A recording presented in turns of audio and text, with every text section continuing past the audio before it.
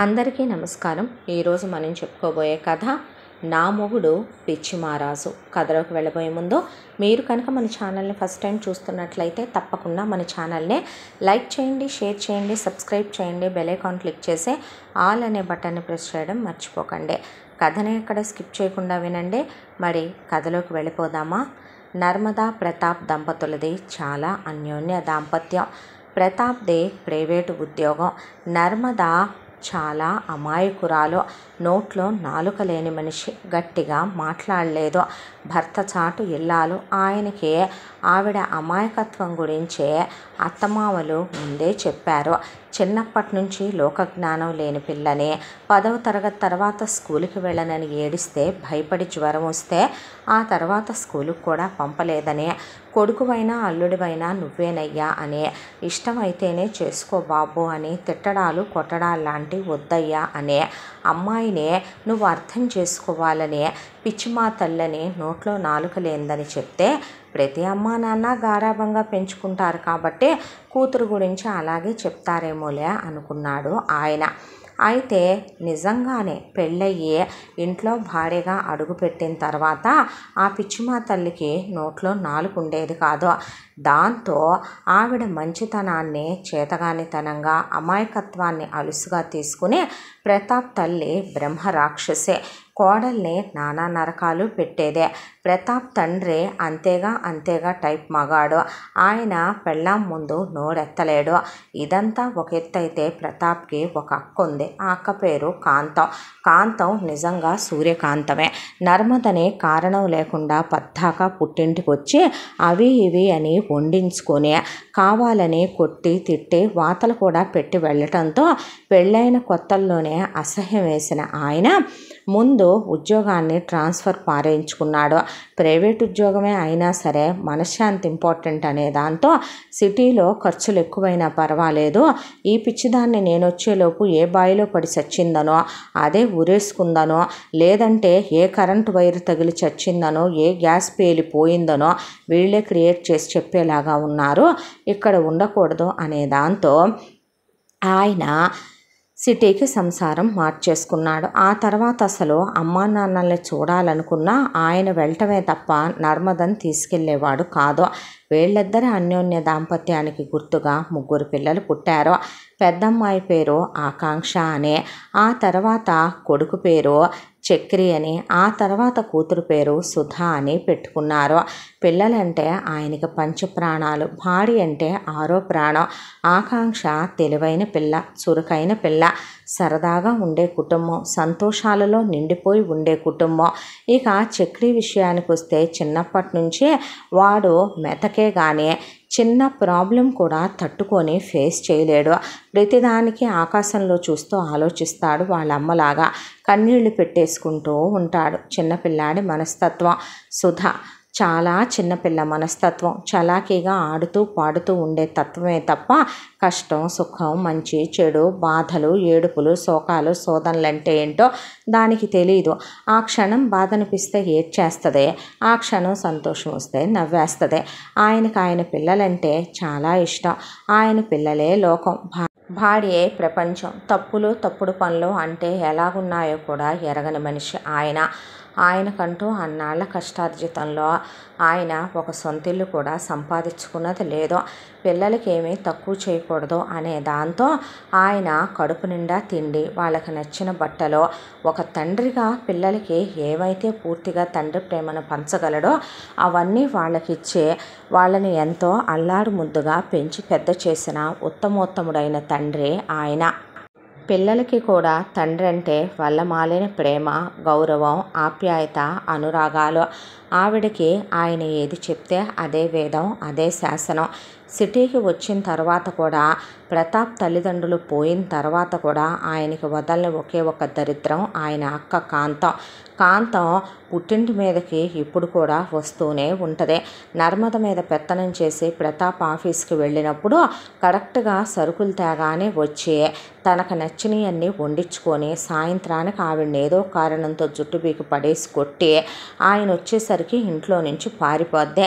ఎందుకు నర్మదా ఇలా చేస్తావు నువ్వు అంటే ఏడుస్తూ ఆయన గుండెల మీద ఒరిగిపోద్ది ఆవిడ. ఈ పిచ్చితనం, ఈ అమాయకత్వం ఇలాగే ఉంటే రేపు మన పిల్లలకి పెళ్ళిళ్ళయ్యే వయసులు వస్తున్నాయి. ఒక్కడిని కష్టపడుతున్నాను, ఒక్క రూపాయి వెనకేసింది లేదు. పిల్లల భవిష్యత్తు గురించి ఆలోచించొద్దా? వాళ్ళకి క్వాలిటీ ఎడ్యుకేషన్ ఇప్పించాలని నేను తాపత్రయపడుతున్నాను. నువ్వు ఇలా పిచ్చితనంగా ఉంటే ఎలాగా అని ఆయన అంతకు మించి ఏమీ అనలేక భార్యనేమీ అనలేకపోయేవాడు. పిల్లలకి మేనత్త ధోరణి అస్సలు నచ్చదు. ఆ మేనత్తకు కొడుకున్నాడు, వాడు రాజు. పరమ వల్గర్ ఫెలో. వాడికి లేని వ్యసనాలంటూ లేవు. అసభ్యంగా ఆడపిల్లల్ని చండాలంగా చూడకూడని చోట చూడటం, చాలా వల్గర్ కమెంట్లు, డబుల్ మీనింగ్ డైలాగులు మాట్లాడి వెళ్తాడు వాడు. ఆయన ఉన్నప్పుడు గడగల్లాడతాడు, ఆయన లేనప్పుడు ఆడపిల్లల్ని ఎక్కడ టచ్ చేద్దామా, ఎక్కడ ముట్టుకున్నావా, అదేమంటే బావే కదే, వరుసే కదే అని కాంతం కవర్ చేసుకొస్తుంది. పిల్లలు విరుచుకు పడిపోతారు కాంతం మీద. అబ్బో, ఈ ముట్టె పొగర్లన్నీ ఎవడో ఒకడు వచ్చి అణిచిందాకానేలే. పెద్దదాన్ని కొడుక్కిచ్చి చేసుకొని ఆకాంక్షని తొక్కేయాలనేది కాంతం ఏనాటి నుండో పడే ఆశ.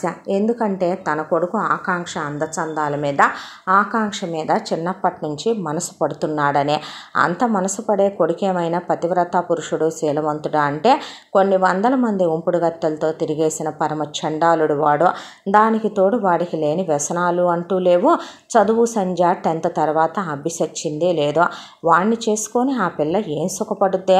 ఆయన ఎప్పుడూ అసలు అలా ఇచ్చి చేయాలనే ఉద్దేశం ఆయనకి సుతరాము లేదు. ప్రతాప్ వాళ్ళకి బంధువులు చాలామంది ఉంటారు కోకొల్లలో. ఆయన ఎవరితోనూ టచ్లో ఉండడు. కానీ కాంతం ఏదో వంకతో అందరినీ ఆయన కొంపకు తీసుకొస్తానే ఉంటుంది. ఏ శుభకార్యాలు వచ్చినా సరే వెళ్ళాలి, వెళ్ళకపోతే ఎట్టా, కాలేడ్సిని చుట్టం, ఏలేడ్సిని చుట్టం, తోకెడిసిని చుట్టం, జుట్టిడిసిని చుట్టం, ఇలా ఏదో ఒకటి చెప్పి ఆయన వచ్చిందాక అక్కడే కూర్చొని నర్మదని ఎత్తిపోస్తా కూర్చుంటుందని వెళ్ళి ఒక 10 నిమిషాలు నిలబడి వచ్చేస్తాడు ఆయన.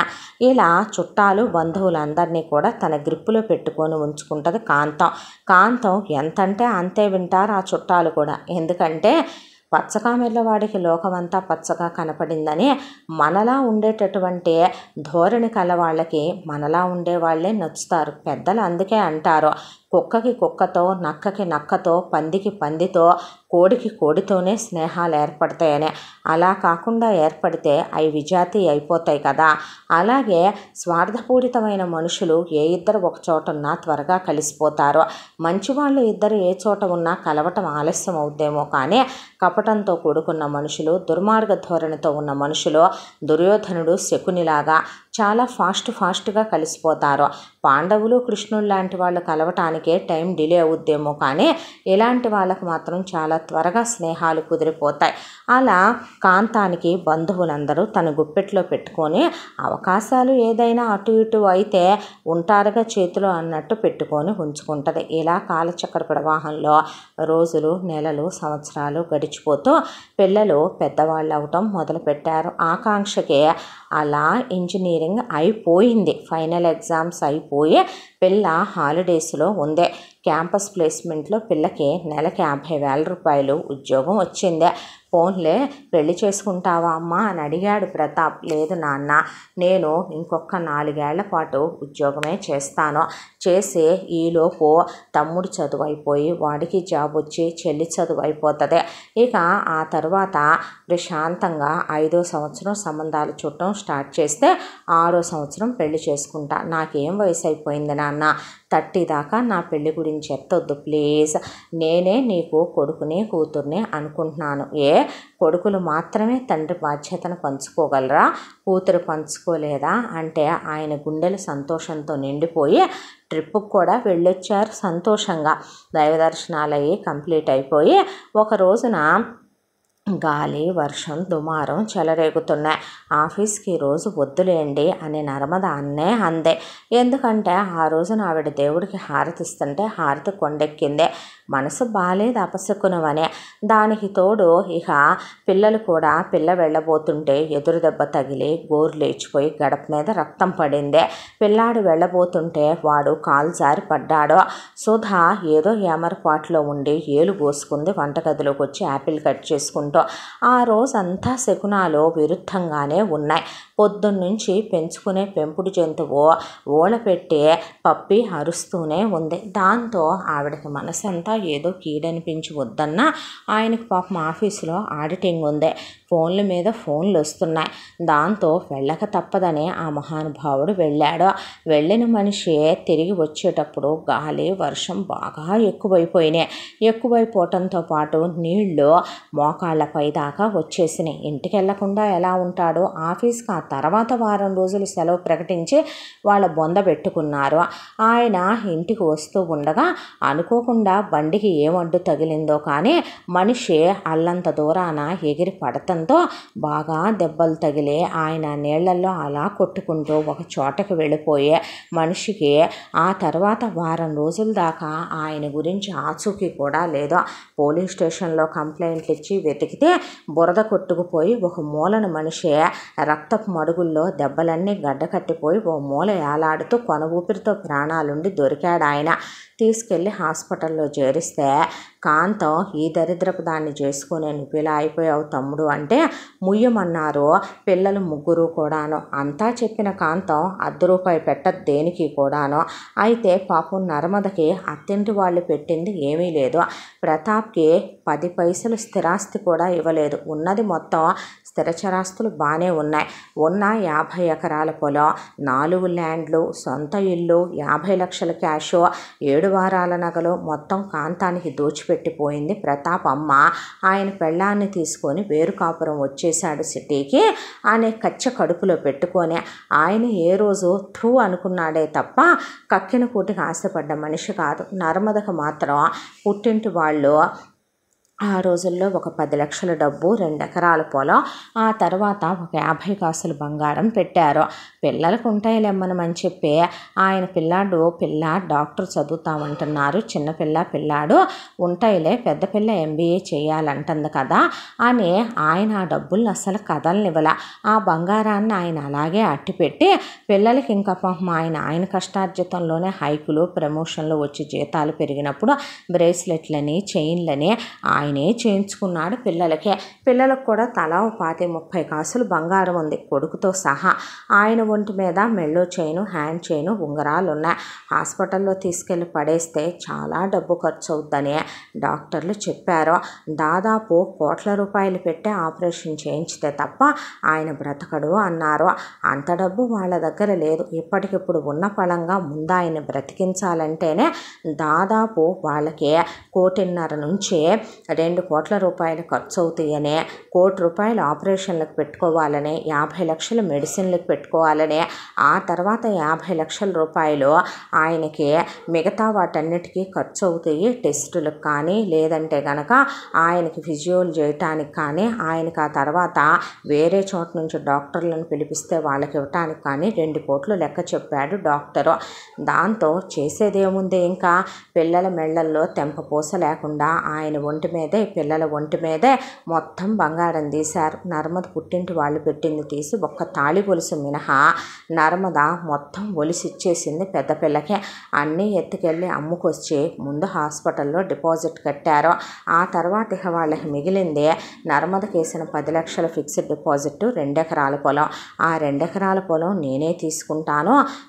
ఎంత ఉంది, ఎకరం నీకు పెట్టినప్పుడు 5 లక్షలు, ఇప్పుడు 25 లక్షలని ఎకరం ₹50 లక్షల పొలాన్ని ఆయన మంచంలో పడుండేసరికి 2 ఎకరాలు 50 లక్షలు కొట్టేసి సంతకాలు పెట్టించుకొని డబ్బులు పడేసింది కాంతం.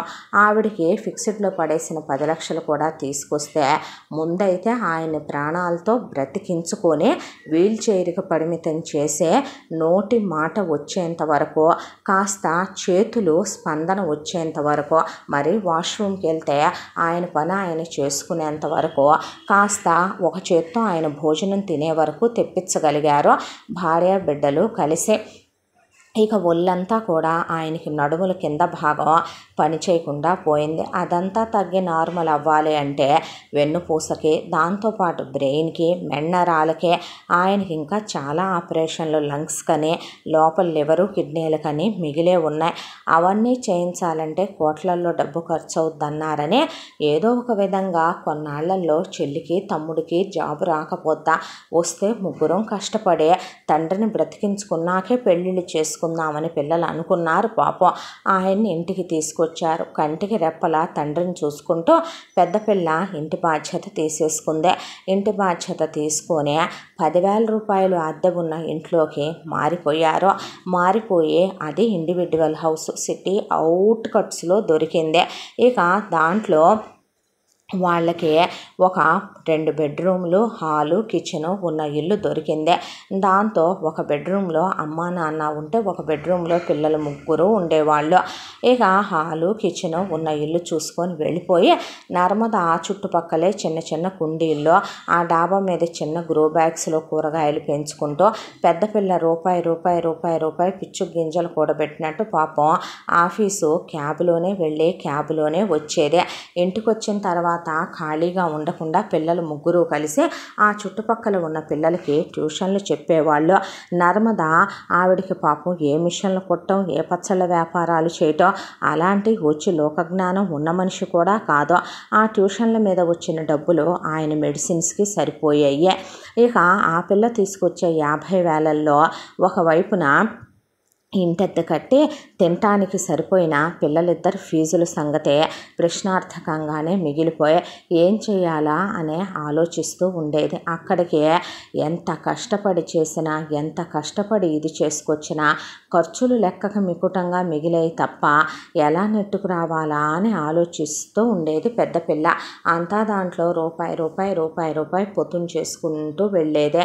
ఇంకా ఖాళీగా ఉండకూడదు అనే దాంతో ఎలా ఖాళీగా ఉన్నా రేపొద్దున తమ్ముడు చెల్లెలు జీవితాలు అటు ఇటు కాకుండా పోతాయి, వాళ్ళే చూస్తే చదువులు స్టార్టింగుల్లో ఉన్నాయి అనే దాంతో తనకి పాపం ఎవరికి తప్పినా భారం తనకు తప్పదనే దాంతో ఆ పిల్లకి కాస్త టైలరింగ్ వచ్చు. టైలరింగ్ సరదాగానే నేర్చుకున్నది జీవన భృతి అయింది. ఈ రోజున మిషన్ పెట్టుకొని బిడ్డ ఆఫీసు నుంచి వచ్చిన తర్వాత 7ంటికి మొదలుపెట్టి రాత్రి 1 దాకా కుట్టేదే ఆకాంక్ష. చెల్లెలు తమ్ముడు ట్యూషన్ల దగ్గర పడి ఉండేవాళ్ళు.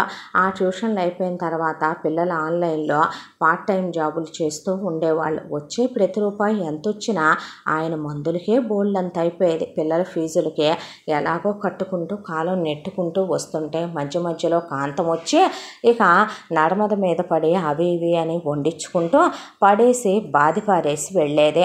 ఆయన గదిలో మంచం మీద ఉంటే గది తలుపులు గడేయటం, కుంటోడని ఎక్కిరించటం, కుంటి కులాసం ఇంటికి మోసం అంటాం. ఇక నీ కూతుర్ని నా కొడుక్కిచ్చి చేయటం తప్ప నీకు వేరే అబ్బాగతి లేదురా అంటాం. అమ్మా నాన్నల దగ్గర నుంచి తెలివిగా నీ పెళ్ళాన్ని తీసుకొచ్చావంటాం. ఇప్పుడు నీ కూతురు నువ్వు పట్టుపడతాను చూడు అంటాం. ఆయన్ని వెక్కిరించటం, నవ్వటం, ఇక ఆయన గురించి కామెడీలు చేయటం, నీ పెళ్ళాన్ని నీ ఎదురుగానే ఎలా తంతన్నానో చూడంటాం, కళ్ళల్లో కారం కొట్టడం, జుట్టు బీక్ కొట్టడం, పిల్లలు లేకుండా చూసి ఆయన లోపల నుంచి రొదన పెడుతుంటే ఆయన తలుపుని గడేసి తాళాలేసి ఇలాంటివి చేసిపోతూ ఉండేది కాంతం. ఆయన పిల్లలు రాగానే చెప్తే తల్లిని తిట్టిన తిట్టు తిట్టకుండా తిట్టేవాళ్ళు పిల్లలు ముగ్గురు. ఎదురు తిరగవా అమ్మా ఈ జన్మకి నువ్వు అని. ఇక ఆకాంక్ష ఉన్నప్పుడు మాత్రం కాంతాన్ని కొడితే పళ్ళు రాలిపోతాయి. ఎవరు ఎంతలో ఉండాలో అంతలో ఉండాలి. నీ కొడుకుని చేసుకుంటానని నేను చెప్పానా, వచ్చి సిగ్గుండాలి. ఇంకా పుట్టింటి మీద ఈ స్థితిలో మా నాన్న ఉన్నప్పుడు కూడా పడి తినటానికి అబ్బో ఉద్యోగం చేస్తున్నానని సంపాదిస్తున్నానని అక్కడ ఎంతమందితో కులికి ఏమేం చేసి వస్తున్నావో నీకు కూడా ఎన్ని మాటలేమే. నా కొడుక్కిచ్చి చేస్తే కానీ నీ మదం వాడు దించడు, మిగతాది నేను దింపేయను నీకు గొడ్డకాడేసి తొక్కి పేడల్లో, అప్పుడు కానీ నీ బలుపు దిగదులే అంటే దేవుడున్నాళ్లే పైన అనేవాళ్ళు మిగతా 2 పిల్లలు. ఇలా రోజులు గడిచిపోతూ ఉండగా ఒక రోజున అర్ధరాత్రి 2 గంటలకి ధడామని గేటు మోగుతోంది. మోగుతుంటే అమ్మో దొంగోడేమో అంది నర్మద. దొంగోడైతే ఎక్కడైనా గేటు కొడతాడంటే బుద్ధి తక్కువ దానా, ఈ అమాయకత్వంతోనే కదూ కొంపకి నువ్వు తిప్పలు తెచ్చేదే. నువ్వు అసలు తెలివితో ఆలోచిస్తే మనకి తిప్పలు ఎందుకు వస్తాయి? అని వీళ్ళు మాట్లాడుకుంటూ ఉండగా బయట జోరున గాలి వర్షం. నాన్న ఇప్పుడు ఎవరై ఉంటారో అన్నారు పిల్లలు ముగ్గురు. సరే ముందైతే లైట్ వేయండమ్మా అని బయట లైట్ వేసిన తర్వాత ఎవరో మనిషి నీడ కనిపిస్తోంది. అయితే మీరుండండి నాన్న అని పిల్లలు అక్క గొడుగు తీసుకొస్తా ఉండనే లోపే పెద్దమ్మాయి ఎవరు ఎవరు అనుకుంటూ ముందుకు వెళ్ళిపోతే వెనకాల పిల్లలిద్దరూ వెళ్ళారు. నర్మద ప్రతాప్ చైర్ వెనక నిలబడిందే. అయితే ఎవరండి అని ఆకాంక్ష గేటు దగ్గర రాగానే ప్లీజ్ గేట్ ఓపెన్ చేయవా అన్న తర్వాత అలా గేట్ ఓపెన్ చేసిందే. ఓపెన్ చేయగానే ఆ వ్యక్తి ఆకాంక్ష మీద పడిపోయి స్పృహ తప్పిపోయాడు. పిల్లలు గబాగబా బ్యాటరీ లైట్ తీసుకొచ్చి గొడుగు తీసుకొచ్చి మొహం మీద వేస్తే రక్తపు మడుగులో బాగా ఒళ్ళంతా గాయాలయ్యి ఫ్రాక్చర్లు కూడా అయినట్టున్నాయి. అతను స్పృహ తప్పి పడిపోయాడు. అక్క ఇది పోలీస్ కేసు అవుద్దా, అసలు ఎవరితనో అనేసరికి ఏమోనే పాపం ఏదైనా యాక్సిడెంట్ అయిందో ఏమోనమ్మా అన్నాడు ఆయన. అనేసరికి ఏమో పాపం పోయే ప్రాణం నిలబెట్టుకుంటా ఇక్కడ దాకా వచ్చాడో ఏం పాడో అనేసరికి ఆ అమ్మాయికి మనసు ఆగలేదో, కాళ్ళు చేతులు కొట్టేసుకున్నాయి. దాంతో గబాగబా హాస్పిటల్కి తీసుకెళ్తాను నాన్న అని ఆ చుట్టుపక్కల ఎవరైనా ఉన్నారా అని బ్యాటరీ లైట్ వేసి పిల్లలు కలిసి సందుల దాకా వెళ్ళి చూసొస్తే నరమానవుడు కనపడలేదని, రక్తం గాయాలు మాత్రం అలా చాలా దూరం నుంచి రక్తపు మరకలు పడున్నాయి రోడ్డు మీద అని పిల్లలు వచ్చేసారు. అంబులెన్స్ వచ్చింది. ఈ లోపం హాస్పిటల్కి తీసుకెళ్తే హాస్పిటల్లో ట్రీట్ చేసిన డాక్టరు పెద్దగా కోట్లు లక్షలు ఏమీ ట్రీట్మెంట్ కావలేదు, కానీ కొద్దిపాటి డబ్బులు మాత్రం వాళ్ళు కట్టించుకొని ఇక ఒక చెయ్యి ఫ్రాక్చర్ అయిందని, కొంచెం నెక్ బోన్ దగ్గర బాగా దెబ్బలు తగిలాయని తలకు కట్టు కట్టి అలాగే ఒళ్ళంతా ఫస్ట్ ఎయిడ్లు చేసిన తర్వాత ఒక 24 hours అయ్యాక లోపలికి రమ్మన్నాడు ఆయన ఆకాంక్షనే. రమ్మనమన్నాక అతను ఎవరమ్మా, నీ హస్బెండా, మీకేమవుతాడో, మీ రిలేటివా అని అడిగితే రిలేటివ్సే అంది ఆకాంక్ష.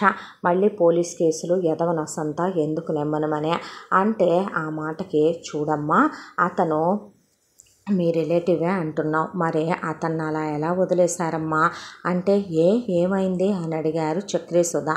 అతను ఆల్రెడీ మెంటల్గా డిస్టర్బ్ అయి ఉన్న పర్సన్ అనుకుంటాను. చాలా కాలం నుంచి అతనికి కాన్షియస్లో అతని మైండ్ లేదు. అతను అసలు ఏం జరిగిందో ఏంటో మీకే తెలియాలి, కానీ ఇలాగే ఇంకోసారి మీరు బయటకు వదిలి దెబ్బలు తగిలితే మాత్రం అతని ప్రాణానికే ప్రమాదం అమ్మా. ఎప్పటికైతే నేను ట్రీట్మెంట్ చేశాను, మెడిసిన్స్ రాశాను, ఇంటికి తీసుకెళ్ళి జాగ్రత్తగా చూసుకోండి, డైట్ అది జాగ్రత్తగా ఇవ్వండి అమ్మా అని చెప్పిన తర్వాత ఆకాంక్ష నాకే ఇలాంటి వాళ్ళందరూ దొరుకుతూ ఉంటారు వచ్చి అవతల అతని రూమ్లో కూర్చున్న తర్వాత కళ్ళు తెరిచాడు. నీ పేరేంటి అంటే నా పేరేంటి తెలీదు, నీ పేరేంటి అన్నాడు. ఆకాంక్ష అంటే ఆకాంక్ష అన్నాడు. సరిపోయాడు. ఎలా దొరుకుతారే మన ఫ్యామిలీలోకి ఇలాగా? నిజం చెప్పాలంటే రోగిష్టి నాన్న, బ్రెయిన్ ఉండి పనిచేయని అమ్మ, ఆకాశంలోకి చూసుకునే తమ్ముడు, తెంగరి చెల్లి, పనుల భారాలన్నీ మీదేసుకొని ఈడ్చుకొస్తూ పని ఏది దొరుకుద్దా ఇంకా 4 రూపాయల కోసమని ఎత్తుక్కుంటూ చేసుకెళ్ళిపోయే అక్కనైనా నేను, బాధ్యతలు మోసుకుంటూ సంసారాన్ని ఎదుకొచ్చే నేను మిగిలిపోయామనుకుంటే మన ఫ్యామిలీలో కరెక్ట్గా సరిపోతాడు. పదండి, మళ్ళీ హాస్పిటల్ బిల్లు ఎందుకు వేస్ట్, ఇంటికి తీసుకెళ్ళి ఇంట్లోనే ఉంచుకుంటే పోద్దే అందే ఆకాంక్ష. అన్న తర్వాత పేరు పెడదాం అక్క, ఏమని పిలుస్తాం అన్నారు చెల్లి తమ్ముడు. బుజ్జి దామ్మ అందే ఆకాంక్ష. అన్నాక ఆకాంక్ష వైపు అలా చూసి బుజ్జి నేనా అన్నాడు. నువ్వేరా బుజ్జి, దామ్మ బుజ్జి, వెళ్దాం, అక్కడ ఆల్రెడీ మెంటల్ హాస్పిటల్లో 2 పేషెంట్లు ఉన్నారు, ఆల్రెడీ ఇక్కడ మేము 3 ఉన్నాము, మాతో పాటు కలిసే గంజో నీళ్ళు తాగుదు కానీ పోదామని ఇంటికి తీసుకెళ్ళంగానే నర్మద దామ్మ బంగారు తండ్రి అంటే బుజ్జమ్మ అని చెప్పారు పిల్లలు. బుజ్జి దామ్మ అన్నాక ప్రతాప్ బుజ్జి ఏమ్మా నొప్పిగా ఉందా అనే దగ్గరికి తీసుకున్నారు వాళ్ళు. నువ్వు అబ్బాయే, నేను అబ్బాయే, ఐ లవ్ యూ అంటే ఐ లవ్ యూ అన్నాడు బుజ్జి. అయ్యో నీతో నేను ఎన్ని ఆటలు ఆడుకోవాలో, రింగా రింగా రోజెస్ ఆడుకోవాలి, మా తాత ఉత్తరం ఆడుకోవాలి, అచ్చంగిల్లాలు ఆడుకోవాలి, నీ బొంద ఆడుకోవాలి అంది ఆకాంక్ష. బుజ్జి ఆకలేస్తోందా అంది ఆకాంక్ష. అనేసరికి నర్మద ఉండు నాన్న అని గబా గబా టిఫిన్ చేసుకొచ్చి తినిపించిందే. ఇక మనకు అనకూడదులే కానీ నాన్న, దేవుడు చూసే మన ఫ్యామిలీలోకి ఎవరైతే కరెక్టో వాళ్ళనే పంపిస్తూ ఉంటాడు అందే ఆకాంక్ష. ఇక ఆకాంక్ష రెడీ అయ్యి ఆఫీస్కి వెళ్ళి జాగ్రత్త బయటకు వదలకండి, ఏటన్నా వెళ్ళిపోతాడేమో అని చెప్పి, మతిస్థిమితం లేదు నాన్న, ఏవి జ్ఞాపకం రావట్లేదో, ఎలా వచ్చాడో ఎక్కడి నుంచి వచ్చాడో తన వాళ్ళు ఎవరో ఏంటో ఏమీ తెలియదు, డాక్టర్ గారు మెంటల్లీ ఇతను బ్యాలెన్స్డ్గా లేడని చెప్పారు నాన్న అని చెప్పిందే. చెప్పిన తర్వాత చేసేదేముందమ్మా, కలో గంజో మనతో పాటు తాగుతాడులే పశువుడు అంది నర్మద. ఆ అమ్మాయి ఆఫీస్కి వెళ్ళిపోయి వస్తూ ఒక ఫోటోగ్రాఫర్ని తీసుకొచ్చిన తర్వాత ఇక ఫోటో తీద్దామనుకున్నారు బుజ్జివి. తీద్దామనుకుంటే మొత్తం ఇల్లంతా పైకి కిందకి 10 సార్లు తిప్పాడు, గిరగిర తిప్పేశాడు. ఎందుకే ఇప్పుడు ఈ ఫోటోలు, పిల్లోడి ప్రాణం తింటావు నువ్వు అంది నర్మద. అన్న తర్వాత తనెవరో ఏంటో టీవీలో యాడ్ ఇప్పించి పేపర్లో వేద్దామని, అక్క యాడ్ ఇప్పించేంత బడ్జెట్ ఉందే, కంజూస్తానా అంది చెల్లెలు. నిజమే, ఎవరి కోసం చేస్తున్నాను నేను కంజూస్తాను, నేనే కంజూస్తానని చేయకపోతే కనుక బాగా చదువుతారు ఇద్దరు, ఈది దీపాల కింద కూర్చొని చదివేసిన మహనీయుల కథలు చెప్పుకోవటానికి బాగుంటాయి, ఈ రోజుల్లో ఆచరించడానికి బాగోవే తల్లి అని ఆకాంక్ష పట్టుకోరా గట్టిగా, నువ్వేం మగాడివి అంది తమ్ముణ్ణే. అన్నాక సుధా చక్రి పట్టుకుంటే మా బుజ్జి కదూ మా బంగారం కాదని నర్మద పట్టుకొని, ఒరే ఫోటోగ్రాఫర్ దిక్కుమాలనుడా ఎటు చూస్తున్నావురా నువ్వు, పిల్లోడి ఫోటో తొందరగా ఇసు పుడుతున్నట్టుంది పిల్లోడికి అనేసరికి ఇక ఫోటో తీసి మేడం ఫోటోలు ఇగోండి అన్నాడు. ఒక్క ఫోటోలో కూడా బుజ్జి బళ్ళ, ఆకాంక్ష అటు తిరిగి ఉన్నాయి, చక్రి ఇటు తిరిగి ఉన్నాయి, సుధ ఒంగోని ఉన్నాయి, నిర్మల మా బుజ్జి కదూ అంటున్నాయి, ప్రతాప్ కుర్చీ చుట్టూ తిప్పినే అవన్నీ పడ్డాయి తప్ప బుజ్జి మాత్రం పడలా. ఏం ఫోటోగ్రఫీ అనేది అంది ఆకాంక్ష. అంటే అదేదో సెల్ ఫోన్లో బుజ్జి నిద్రపోయేటప్పుడు మీరు తీసినా సరిపోద్దిగా మేడం, నీ బొంత, నువ్వు తీసిన ఫోటోకి నేను తీసిన ఫోటోకి తేడా ఉండదంటారా మెంట్ల మొహమోడా అన్న తర్వాత మొత్తానికి మా బుజ్జి కదూ మా బంగారం కదూ అంటే పట్టుకొని తీయించేటప్పుడు తలం చేశాడు బుజ్జే. జుట్టంతా సగం మొహం మీద దాకా పడి హాఫ్ ఫేస్ తప్ప ఏమీ అర్థం కావట్లా, వంగిపోయాడు, హైటు తెలియట్లా, ఒక కాలు పైకెత్తి ఒక కాలు కిందకు పెట్టాడు. ఇంత వెరైటీగా తీసావేంట్రా ఫోటో అంటే, మేడం పిల్లోడు తప్పిపోయినాడు, ఈ మాత్రం గుర్తులు చాలు కనుక్కుంటారు, నా మాట వినండి మీరు, స్నాప్లు వేసుకొస్తా అని వాడు వెళ్తే, అక్క నిజంగా ఈ ఫోటో చూసి గుర్తుపడతారే అంది సుధా. గుర్తుపడతారు, ఎందుకంటే బుజ్జి ఆనవాళ్ళు తెలిసే కదా వాళ్ళ ఫ్యామిలీ మెంబర్స్ ఉంటారని పేపర్లో యాడ్ వేయించింది ఆకాంక్ష. ఒక్కళ్ళు కూడా రాలేదు బుజ్జి మా పిల్లాడే అనే. ఇక ఆశ వదిలేసుకుందే. మరి వస్తారన్నావు, చేస్తారన్నావు, చెందుతారన్నావు అన్నారు. అనేసరికి కానీ ఉంటే ఉంటాడన్నాడుగా నాన్న, మనతో పాటే కలో గంజో తాగి అలాగే ఉంటాడులేనే. ఇక బుజ్జిని తీసుకెళ్ళి బట్టలు కొనిపెట్టి తీసుకొచ్చిందే. ఆ తర్వాత బుజ్జికి నర్మద రోజు పూజ చేసుకొని ఫస్ట్ ప్రసాదం దేవుడికి పెట్టి తర్వాత దేవుళ్ళంటోడని బుజ్జికి పెట్టేదే. ప్రతాప్ భోజనం చేసేటప్పుడు ఆయనకి మొదటి ముద్ద కారప్పొడితో రెండో ముద్ద పచ్చడితో తిన్నాక అప్పుడు తింటాడు ఆయన. బుజ్జికి ముద్దలు కలిపి నోట్లో పెట్టి దగ్గరికి తీసుకొని ముద్దు పెట్టుకునేవాడు. ఆయన కుర్చీని గిరగిరా తిప్పి ఆయనతో ఆడుకోవటం, నర్మదతో వంటగదిలోకి వెళ్ళి కూరగాయలు తరిగిచ్చి నర్మద చెంగు పట్టుకొని ఆవిడతో ఆడుకొని ఆవిడ తల్లో పూలు గుచ్చటం, ఇక చక్రితో నువ్వు మగాడే నేను మగాడే అని చక్రితో కలిసి డాబా మీద ఇద్దరు ఆడుకోవటం, సుధా చిన్నప్పటి ఆటలన్నీ అదాడుకుంటూ కూర్చోవటం, ఆకాంక్ష వచ్చిన దగ్గర నుంచే ఆకాంక్ష జుట్టు పీకటం, ఆకాంక్ష మిషన్ కుడుతుంటే ఉంటే ఆకాంక్ష కుట్టేయన్ని అటు ఇటు వెళ్ళి కట్ చేసి రావటం, ఒకవైపున ట్యూషన్ పిల్లలు వస్తే అక్కడ తను కూడా బుక్ తీసుకొని కూర్చొని వాళ్ళతో పాటు అడవకూడదురా, మేడం కొడతారు, సార్ కొడతారని అక్కడ కూర్చోటం. వాళ్ళకి ఎందుకో ఏ తల్లి కన్న బిడ్డో ఏనాటి రుణమో మన దగ్గరికి ఎందుకు వచ్చాడో ఈ అబ్బాయి, మనలో ఒకడైపోయాడు ఈ పిల్లాడు, పిచ్చి మహారాజు అనేవాళ్ళు నర్మదా ప్రతాప్. అయితే ఎవరో అబ్బాయి ఇచ్చాడని తెలిసి కాంతం ఎంక్వైరీకి ఇక్కడికి వచ్చింది. తాదూర సందు లేదు మెడకొడ్డోలని అడుక్కు తినే వాళ్ళకి మీకే ఒక గతి లేదు, మళ్ళీ మీకు ఈ పిచ్చి ముండా కొడుకు ఒకడా, మళ్ళీ వీడికి పిచ్చి మహారాజు అని ఓ పేరా, ఏ ఊరి మహారాజు అమ్మా ఈడు, అంతోటి మహారాజు దిగొచ్చిన మహారాజు, ఏరా పిచ్చోడా నీ అమ్మెవర్రా అనేపాటి కాంతం జుట్టంతా బీకి కింద పడేశాడు బుజ్జే. పక్క నవ్వుకున్నారు అందరూ. మమ్మనే కొడతామంటారా అనేపాటికే రాజుని అలా పట్టుకొని చెయ్యి వెనక్కి విరిచేసి 4 గుద్దులు గుద్దొదులు పెట్టాడు బుజ్జే. గుద్దిన తర్వాత పెద్ద విజిలేశారు సుధా చక్రే. మేం చేయలేని పని బుజ్జి చేశాడు అనే దాంతో ఇక అమ్మ కొడుకులు నానా తిట్టుకుంటా ముందు దీన్ని నా కొడుకు ఇచ్చి కట్టబెడితే కానీ దీని పొగరు బలుపు అనగదు, మీ కులుకు అనగదలే అనుకుంటూ పోవమ్మ పో అనేసరికి అక్కడి నుంచి పోయిందే. ఇలా బుజ్జి వాళ్ళ ఇంట్లో ఒక భాగం అయిపోయాడు. ఆకాంక్ష కూరగాయలు తీసుకెళ్ళేటప్పుడు బయటికి తీసుకెళ్లేదే, ఐస్ క్రీమ్ ఇప్పించేది, పానీపూరి ఇప్పించేదే. బుజ్జిని ఎవ్వరూ గుర్తుపట్టేవాళ్ళు కాదు. ఇక చక్రి తనతో పాటు సెలూన్కి తీసుకెళ్ళి క్రాఫ్ట్ చేయించి నీట్గా షేవ్ చేయించుకొని తీసుకొస్తే పిల్లోడు ఎంత అందంగా ఉన్నాడే అంది నర్మద. నిజంగానే బుజ్జి రాకుమారులాగా అనిపించాడు ఆకాంక్షకి, చక్రికి, సుధకి, ప్రతాప్ కూడా. ఆయన దగ్గరికి పిలిచి ముద్దు పెట్టుకున్నాడు. నా కొడుకే అనుకోమ్మా నువ్వు, బంగారం అంటే ఇప్పుడు ఎవరు కాదన్నారులే నాన్న, అలాగే అనుకో అనేసిందే.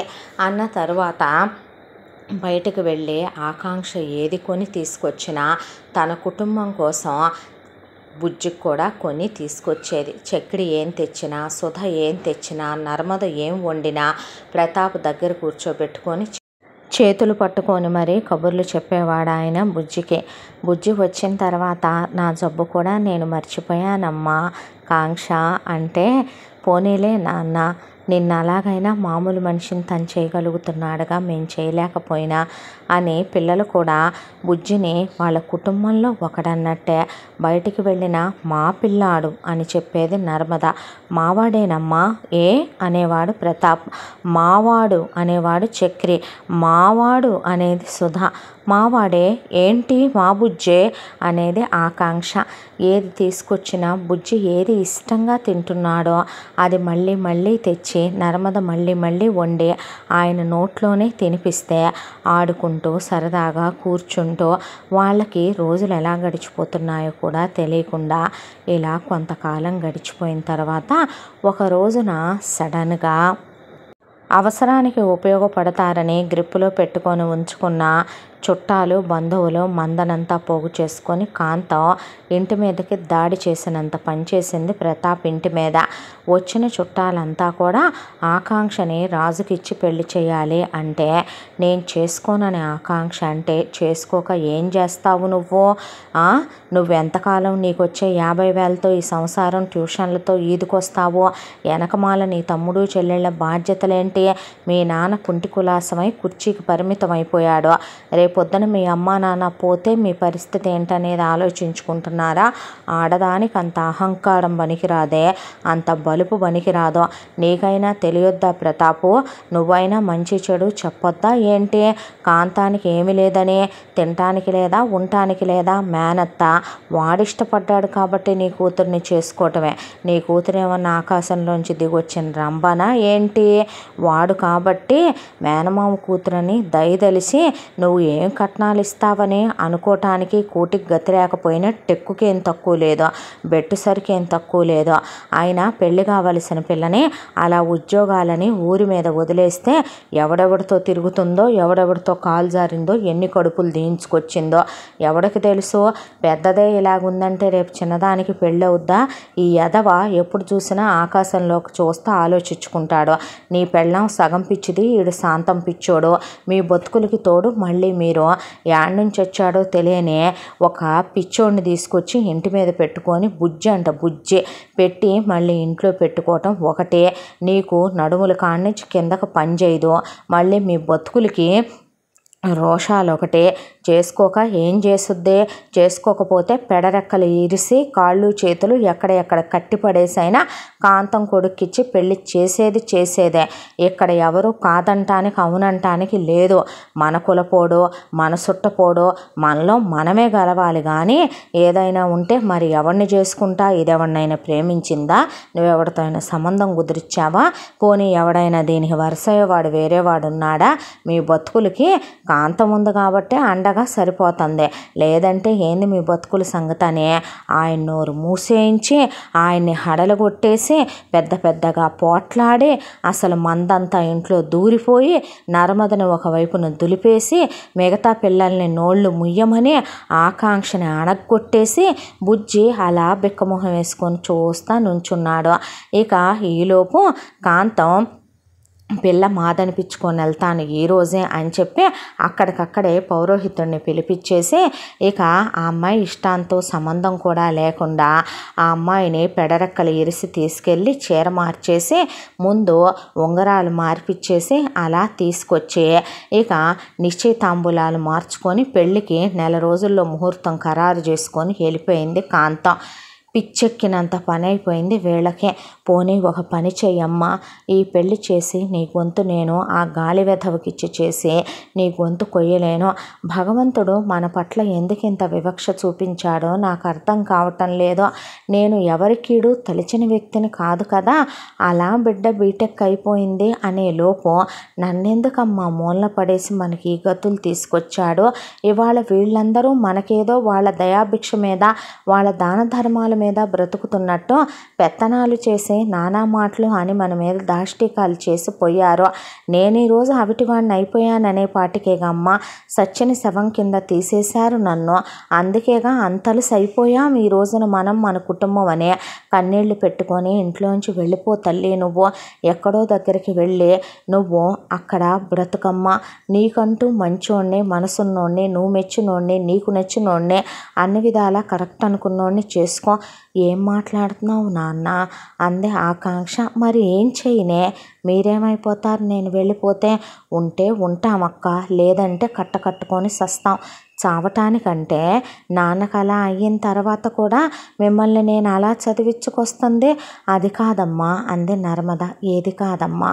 ఇప్పుడు వాడిని పెళ్లి చేసుకుంటావా అక్క? అలాగనే చేసుకోలేను. వాడిని చేసుకొని నేను ప్రతి క్షణం వాడు సెక్షువల్గా నాకు నరకం చూపించాలని ఫిక్స్ అయిపోయాడు ఎప్పటి నుంచో. పేరుకి మేనత్ అన్న మాటే కానీ నన్ను కాళ్ళ కింద వేసి అణగదొక్కేయాలన్నది కాంతం కోరిక. ఇవన్నీ నెరవేరుస్తూ నేను ప్రతి క్షణం బ్రతకలేను. పైగా అక్కడికి వెళ్ళినా నన్ను ఉద్యోగం చేయనివ్వరు. చేసినా జీతం మీకు ఇవ్వనివ్వదో, మిమ్మల్ని చూడనివ్వదో. నన్ను పుట్టింటికి దూరం చేయాలని కంకణం కట్టుకుంది ఆ రాక్షసి. ఏం చేయాలో అర్థం కావటం లేదని వెక్కి ఏడ్చింది. అలా కూర్చొని బుజ్జి దగ్గరికి వెళ్ళి కన్నీళ్లు తుడిచాడు. బుజ్జిని కౌగిలించుకొని బావురుమని ఏడ్చేసింది. కన్నీళ్లు తుడిచి ఒళ్ళో పడుకోబెట్టుకున్నాడు. ఏం కర్మో ఏం రాతో ఇది నాకనే ఇల్లంతా ఏదో శవాలు లేసినట్టు శ్మశాన చీకటి అలుముకుందే. ఒకవైపున రోజులు గడిచిపోతున్నాయి. పిల్ల ఆఫీస్కి వెళ్ళొస్తుంది, పిల్లల కాలేజీకి వెళ్ళొస్తున్నారు. ఎవరి మనసులో లేదో. ఆవిడేదో వంట చేస్తోంది, ఓ ముద్ద బుజ్జికి పెడుతుంది, ఆయనకి పెడుతుంది. మందులు వేస్తున్నారు. ఈలోపు కాంతం వస్తుంది. నగలని ఇసిరేసిపోయింది, బట్టలని ఇసిరేసిపోయింది. ఆ అమ్మాయి నానా మాటలు అని ఆవిడ మీద చేయి చేసుకొని ఆయన్ని నానా తిట్లు తిట్టి పిల్లల్ని నానా శాపనార్థాలు పెట్టి పెళ్ళి అవ్వనివ్వండి, ముందు నేను ఈ బుజ్జిగాడిని గంటపోతే చూడనివ్వండి బయటకని ఇష్టం వచ్చినట్టు మాట్లాడి వెళ్ళటం మొదలుపెట్టింది. శుభలేఖలని అయ్యని ఇయ్యని ఇచ్చిపోయినాయి. వాళ్ళెవరికి ఇవ్వాల. ఒళ్ళు మండిపోయి బయట కట్టెల పొయ్యి మీద నీళ్లు కాగుతుంటే ఎత్తుకెళ్ళి ఆ పొయ్యిలో పడేసి వచ్చారు పిల్లలు ఆ శుభలేఖల్నే. గుండె అలా మండిపోతోంది వాళ్ళకే. ఇక రోజులు గడిచిపోతూ 29 రోజుల టైం అయిపోయింది. ఇక ఒకే ఒక్కరోజు, ఆ ఒక్కరోజు అయిపోతే ఇక్కడ ఇక్కడి నుంచి వీళ్ళంతా మేనత్త ఇంటి దగ్గరికి వెళ్ళాలి. అక్కడికి వెళ్ళిన 3వ రోజునే పెళ్ళి. దాంతో మనసేమీ బాలేదు, గుడికి వెళ్ళొస్తానని చెప్పి అలా గుడికి వెళ్ళింది నడుచుకుంటూ ఆకాంక్ష. వెళ్ళి అలా కూర్చొని గుళ్ళో పూజారి గారు పూజ చేస్తున్నాడు. ఎంతోమంది వస్తున్నారు, వెళుతున్నారు. దేవుడి కళ్ళల్లోకి చూస్తూ కన్నీళ్లు ధారగా కారిపోయినాయి. తండ్రికి తామంటే ఎంత ప్రేమో, తల్లి ఎంత అమాయకురాలో, చెల్లి తమ్ముడు ఎలాంటి పిచ్చి పిల్లలో, బుజ్జి ఎంత మంచోడో, ఎలా కష్టపడి ఇప్పుడు దాకా తన సంసారం నెట్టుకొచ్చిందో, తనే లేకపోతే వాళ్ళు ఏమైపోతారో అనే దిగులు ఆవరించి కళ్ళు రక్తపు గడ్డలైపోయిందాకా ఏడ్చిందే. భగవంతుడా, నువ్వే దిక్కు, నాకు ఇప్పుడున్న దిక్కు నువ్వే. ఒకటి, నన్ను నా కుటుంబాన్ని నువ్వు తీసుకెళ్ళిపో. నేను పోయాక వాళ్ళు ఎటు పోవలసిందే, లేదా నా దారి నేను చూసుకున్నా వాళ్ళు బ్రతకరు. అలా కాదని నా వాళ్ళని నేను ఆదుకోవాలంటే ఈ పెళ్ళి ఆగిపోయే, వాడు పోనన్నా పోవాలి, అది గొడ్రాలన్నా అవ్వాలి, లేదా అది పోయన్నా ఈ పెళ్ళి ఆగిపోవాలి. ఏదో ఒకటి చేయి తండ్రి అనే వెక్కిళ్ళు పెట్టి ఏడుస్తూ కూర్చుంది. గుడి కట్టేసే టైం అయింది. జనాలందరూ ఖాళీ అయిపోయారు. పూజారి కూర్చొని ఏదో గుళ్ళో ఉన్నాయన్నీ అలా లెక్కలు చూసుకుంటున్నాడు.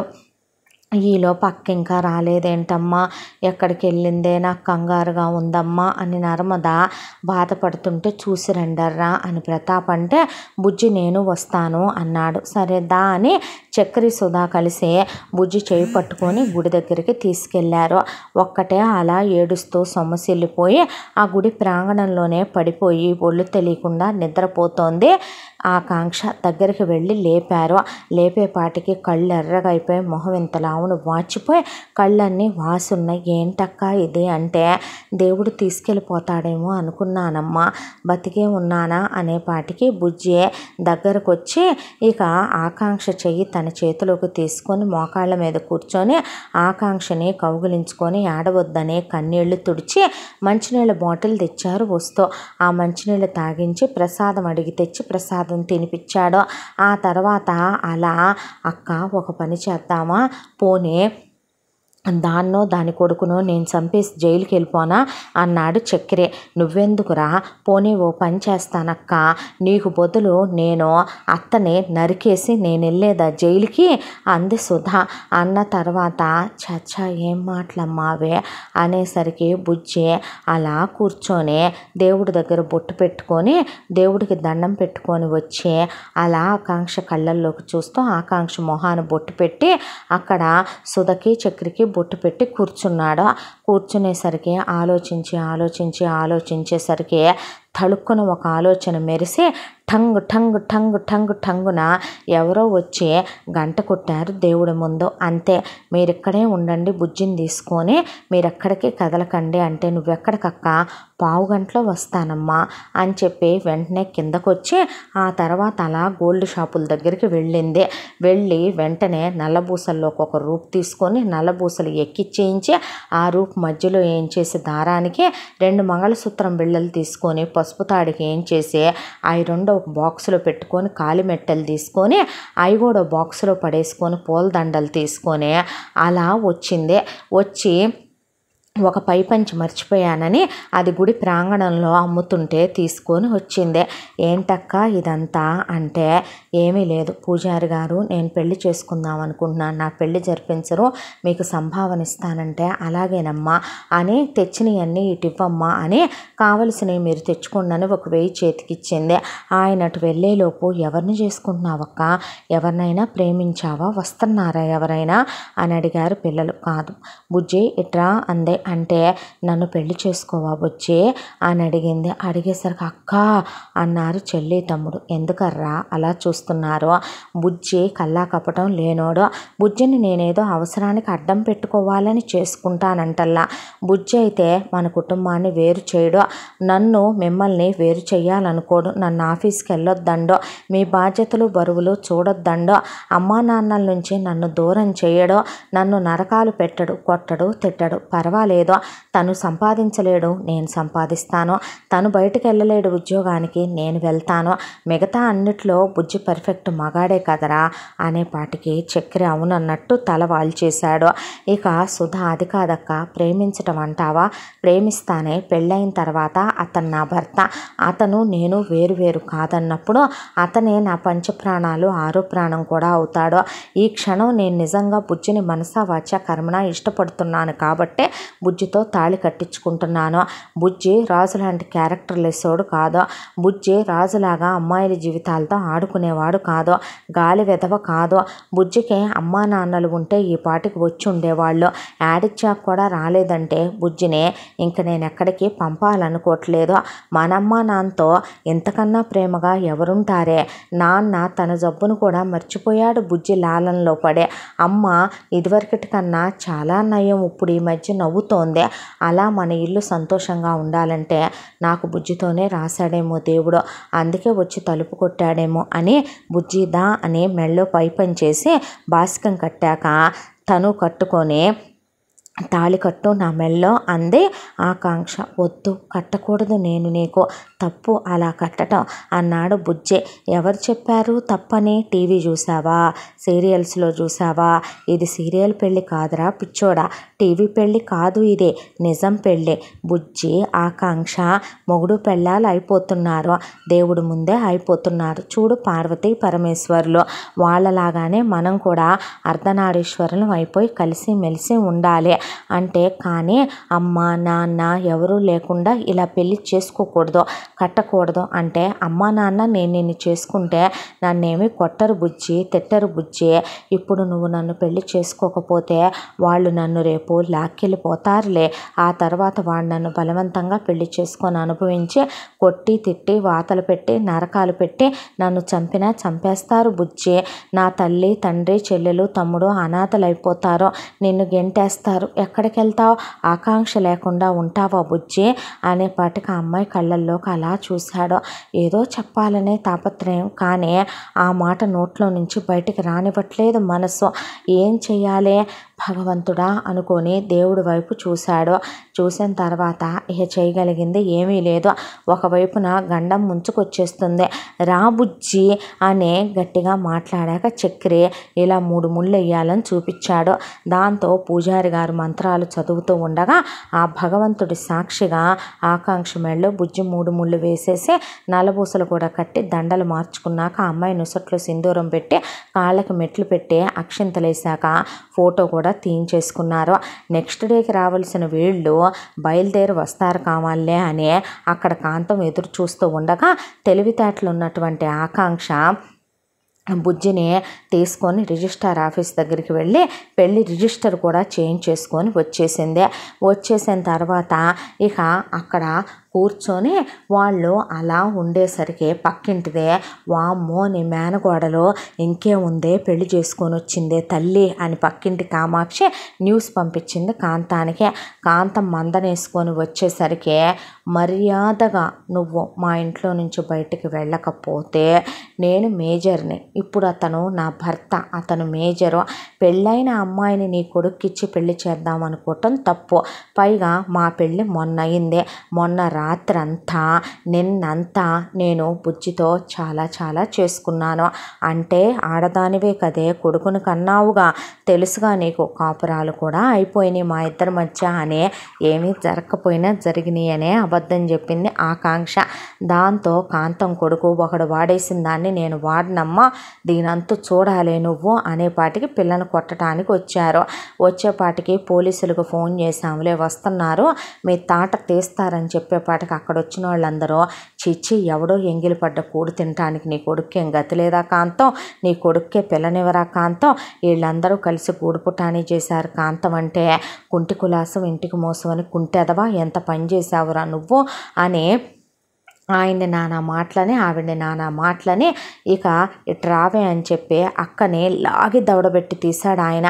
మళ్ళీ నా ఇంటికేసి వచ్చావంటే నిన్ను నరికి పోగులు పెడతా వెళ్ళి ముందు అనే గెంటి పడేశారు ఇంట్లో నుంచే. ఆ తర్వాత ఏమ్మా ఇది నిజమా అన్నాడు ఆయన. నిజమే నాన్న, బుజ్జి నీ అల్లుడు, అమ్మ నీకు అల్లుడైనే, ఇక నుంచి వీళ్ళిద్దరికీ బావ అని చెప్పి బుజ్జిని అలా దగ్గరికి తీసుకొని ఆశీర్వాదం తీసుకుంటే ఆవిడ హారతి ఇచ్చుకుంది.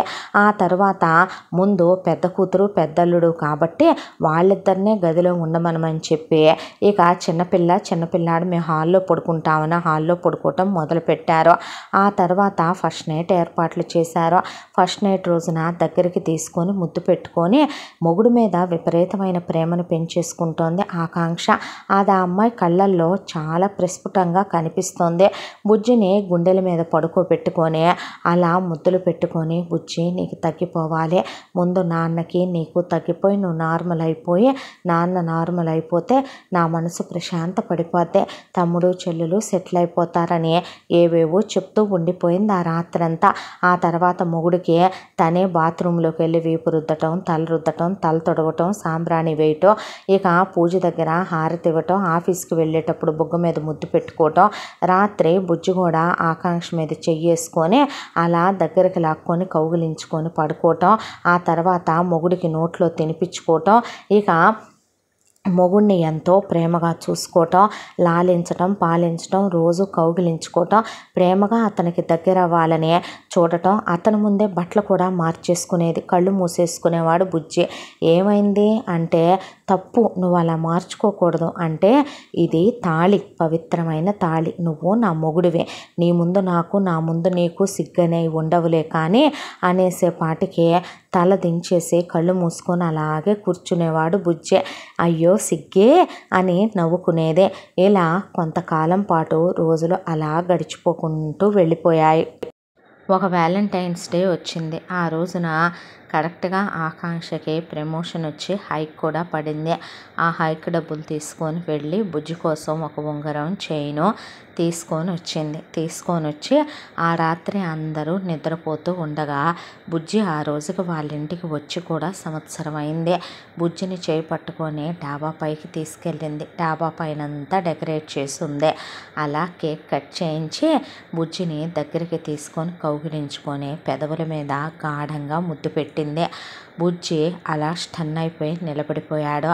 ఆ తర్వాత వాళ్ళిద్దరి లెటర్స్ వచ్చేలాగా డాలర్ మీద ఒకవైపున ఏ అని ఒకవైపున బి అని వేసింది.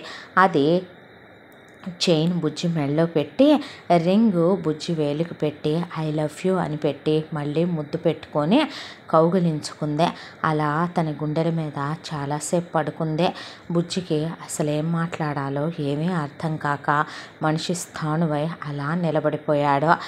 ఆ కేక్ తినిపించి బిర్యానీ తెచ్చానని తినిపించి ఆ రాత్రంతా బుజ్జితో కబుర్లు చెప్తూ చిన్నప్పటి నుంచి తన లైఫ్ ఎలా ఉందో, సడన్గా నాన్న ఇలా అయిపోతాను ఎలా అయిపోయిందో, ఆ తర్వాత చెల్లి తమ్ముడు బాధ్యతలు అయిపోయి నాన్నకి అన్నీ కంప్లీట్ చేయించిన తర్వాత బుజ్జికి కూడా తగ్గిపోయిన తర్వాత మనం హ్యాపీగా ఉంటామని, ఒకే ఇంట్లో ఉంటామని, మనకి పిల్లలు పుడతారని, నేను కష్టపడతానని, నా శాలరీ ఇప్పుడు పెరిగిందని, నా శాలరీ ఇంకా పెరుగుద్దని, నేను పోషించుకోగలనని నిన్ను మన పిల్లల్ని, ఆ తర్వాత నువ్వు నార్మల్ మనిషి అయిపోతావని ఎన్నెన్నో మాటలు చెప్పుకుంటూ ఆ రాత్రి అలా గడిచిపోయింది.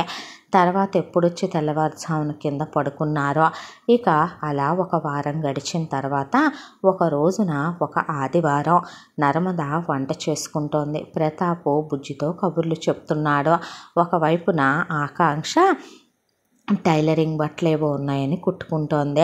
చక్రి సుధా కూర్చొని చదువుకుంటున్నారు. ఉన్నట్టుండే పెద్ద పెద్ద పడవంత కార్లు వాళ్ళ ఇంటి ముందు ఒక 10 కార్లు వచ్చి ఆగినాయి. అందులో నుంచి సూట్లు వేసుకొని కళ్ళజోళ్ళు పెట్టుకున్న మనుషులు దిగి వీళ్ళింట్లోకి వచ్చారు. వచ్చి ఎక్స్క్యూజ్ మీ అంటే ఎస్ ఎవరు కావాలి అని అడిగింది ఆకాంక్ష. అడిగితే మా సార్ కావాలి మేడం అని అడిగితే, మీ సారా ఎవరు? అలాంటి వాళ్ళు ఎవరు ఇక్కడ లేరే అంది ఆకాంక్ష. అశ్వత్థామ సార్ కావాలి మ్యామ్ అన్నారు. అశ్వత్థామ ఆ పేరుతో ఇక్కడ ఎవరూ లేరు. మా నాన్నగారి పేరు ప్రతాప్, మా హస్బెండ్ పేరు బుజ్జి, ఇక నా తమ్ముడు పేరు చక్రి. మీరు అడిగే పేరుతో ఉన్న వాళ్ళు ఇక్కడ ఎవరున్నారండి? బహుశా అడ్రస్ మారి వచ్చుంటారు. లేదు మ్యామ్, వేదాంత్ ఇండస్ట్రీస్ ఎండి అశ్వత్థామ ఇక్కడే మీతోనే ఉన్నారు. మా సార్ లైవ్ లొకేషన్ పెడితేనే మేము ఇక్కడికి వచ్చాం అనేసరికి, ఎవరండి ఇక్కడ మీ సారు అంటూ ఉండగా ఇంట్లో ఉన్న అందరూ నిలబడ్డారు. ఒక్క ప్రతాప్ అలా ఉంటే నర్మద గరిటె తీసుకొని వచ్చిందే. వచ్చేసరికి వాళ్ళు, మేము లోపలికి రావచ్చా అంటే, రండి అంది ఆకాంక్ష. వస్తే, సార్ మీరు అడిగిన పని పూర్తి చేశాము, మీరు బయలుదేరతారా సార్? మనం వెళదాము, ఇప్పటికే చాలా ఆలస్యమైపోయింది. నాన్నగారు మీకోసం చాలా ఎదురు చూస్తున్నారు, తమ్ముడు మీకోసమని చాలా వెతికిస్తున్నారు. మరి మనం బయలుదేరదామా సార్ అన్న తర్వాత అలా లేచి నుంచున్నాడు బుజ్జి. నుంచునేసరికి ఆకాంక్ష, తన అశ్వత్థామ కాదు, బుజ్జి అంటే కాదురా నేను అశ్వత్థామే అన్నాడు. అనేసరికి అలా ఇంటిల్లపాది షాకులో నిలబడిపోయారు. దాంతో వాళ్ళని, సార్ ఒక్క నిమిషం అన్నారు. పక్కకి తీసుకెళ్ళి తనతో ఏదో మాట్లాడారు. మాట్లాడిన తర్వాత, మీరు బయటికి వెళ్ళి వెయిట్ చేయండి, నేను వస్తాను అంటే, ఓకే సార్ అన్నారు వాళ్ళు. అన్న తర్వాత, ఏంటి బుజ్జి ఇదంతా, నువ్వు అశ్వత్థామ ఏంటి, వాళ్ళు నీకోసం రావటం ఏంటి నాన్న అని అందరూ అడిగేసరికి, నేను మీకు నిజం చెప్పాలి అన్నాడు. అంటే ఏంటమ్మా అదే అన్నాడు ప్రతాప్. ముందు నాకు పిచ్చి లేదు, నేను పిచ్చోడిని కాదు, నాకు మతిస్థిమితం పర్ఫెక్ట్గా ఉంది, నేను పర్ఫెక్ట్గా అందరిలాంటి మనిషినే, నాకు అన్ని తెలివితేటలు సరిగ్గానే ఉన్నాయి. నేను అబ్రాడ్లో పెద్ద చదువులు చదువుకొని ఇండియాకి తిరిగి వచ్చాను.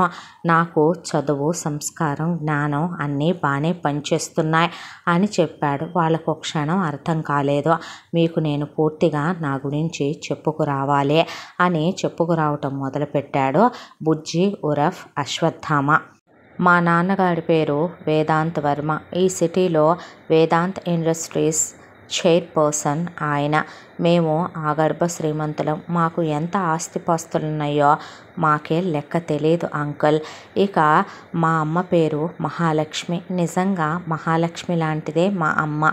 మా అమ్మ నాన్నలకి వివాహం అయ్యాక మా అమ్మ మా నాన్న ఎంతో అన్యోన్యమైనటువంటి దాంపత్యం.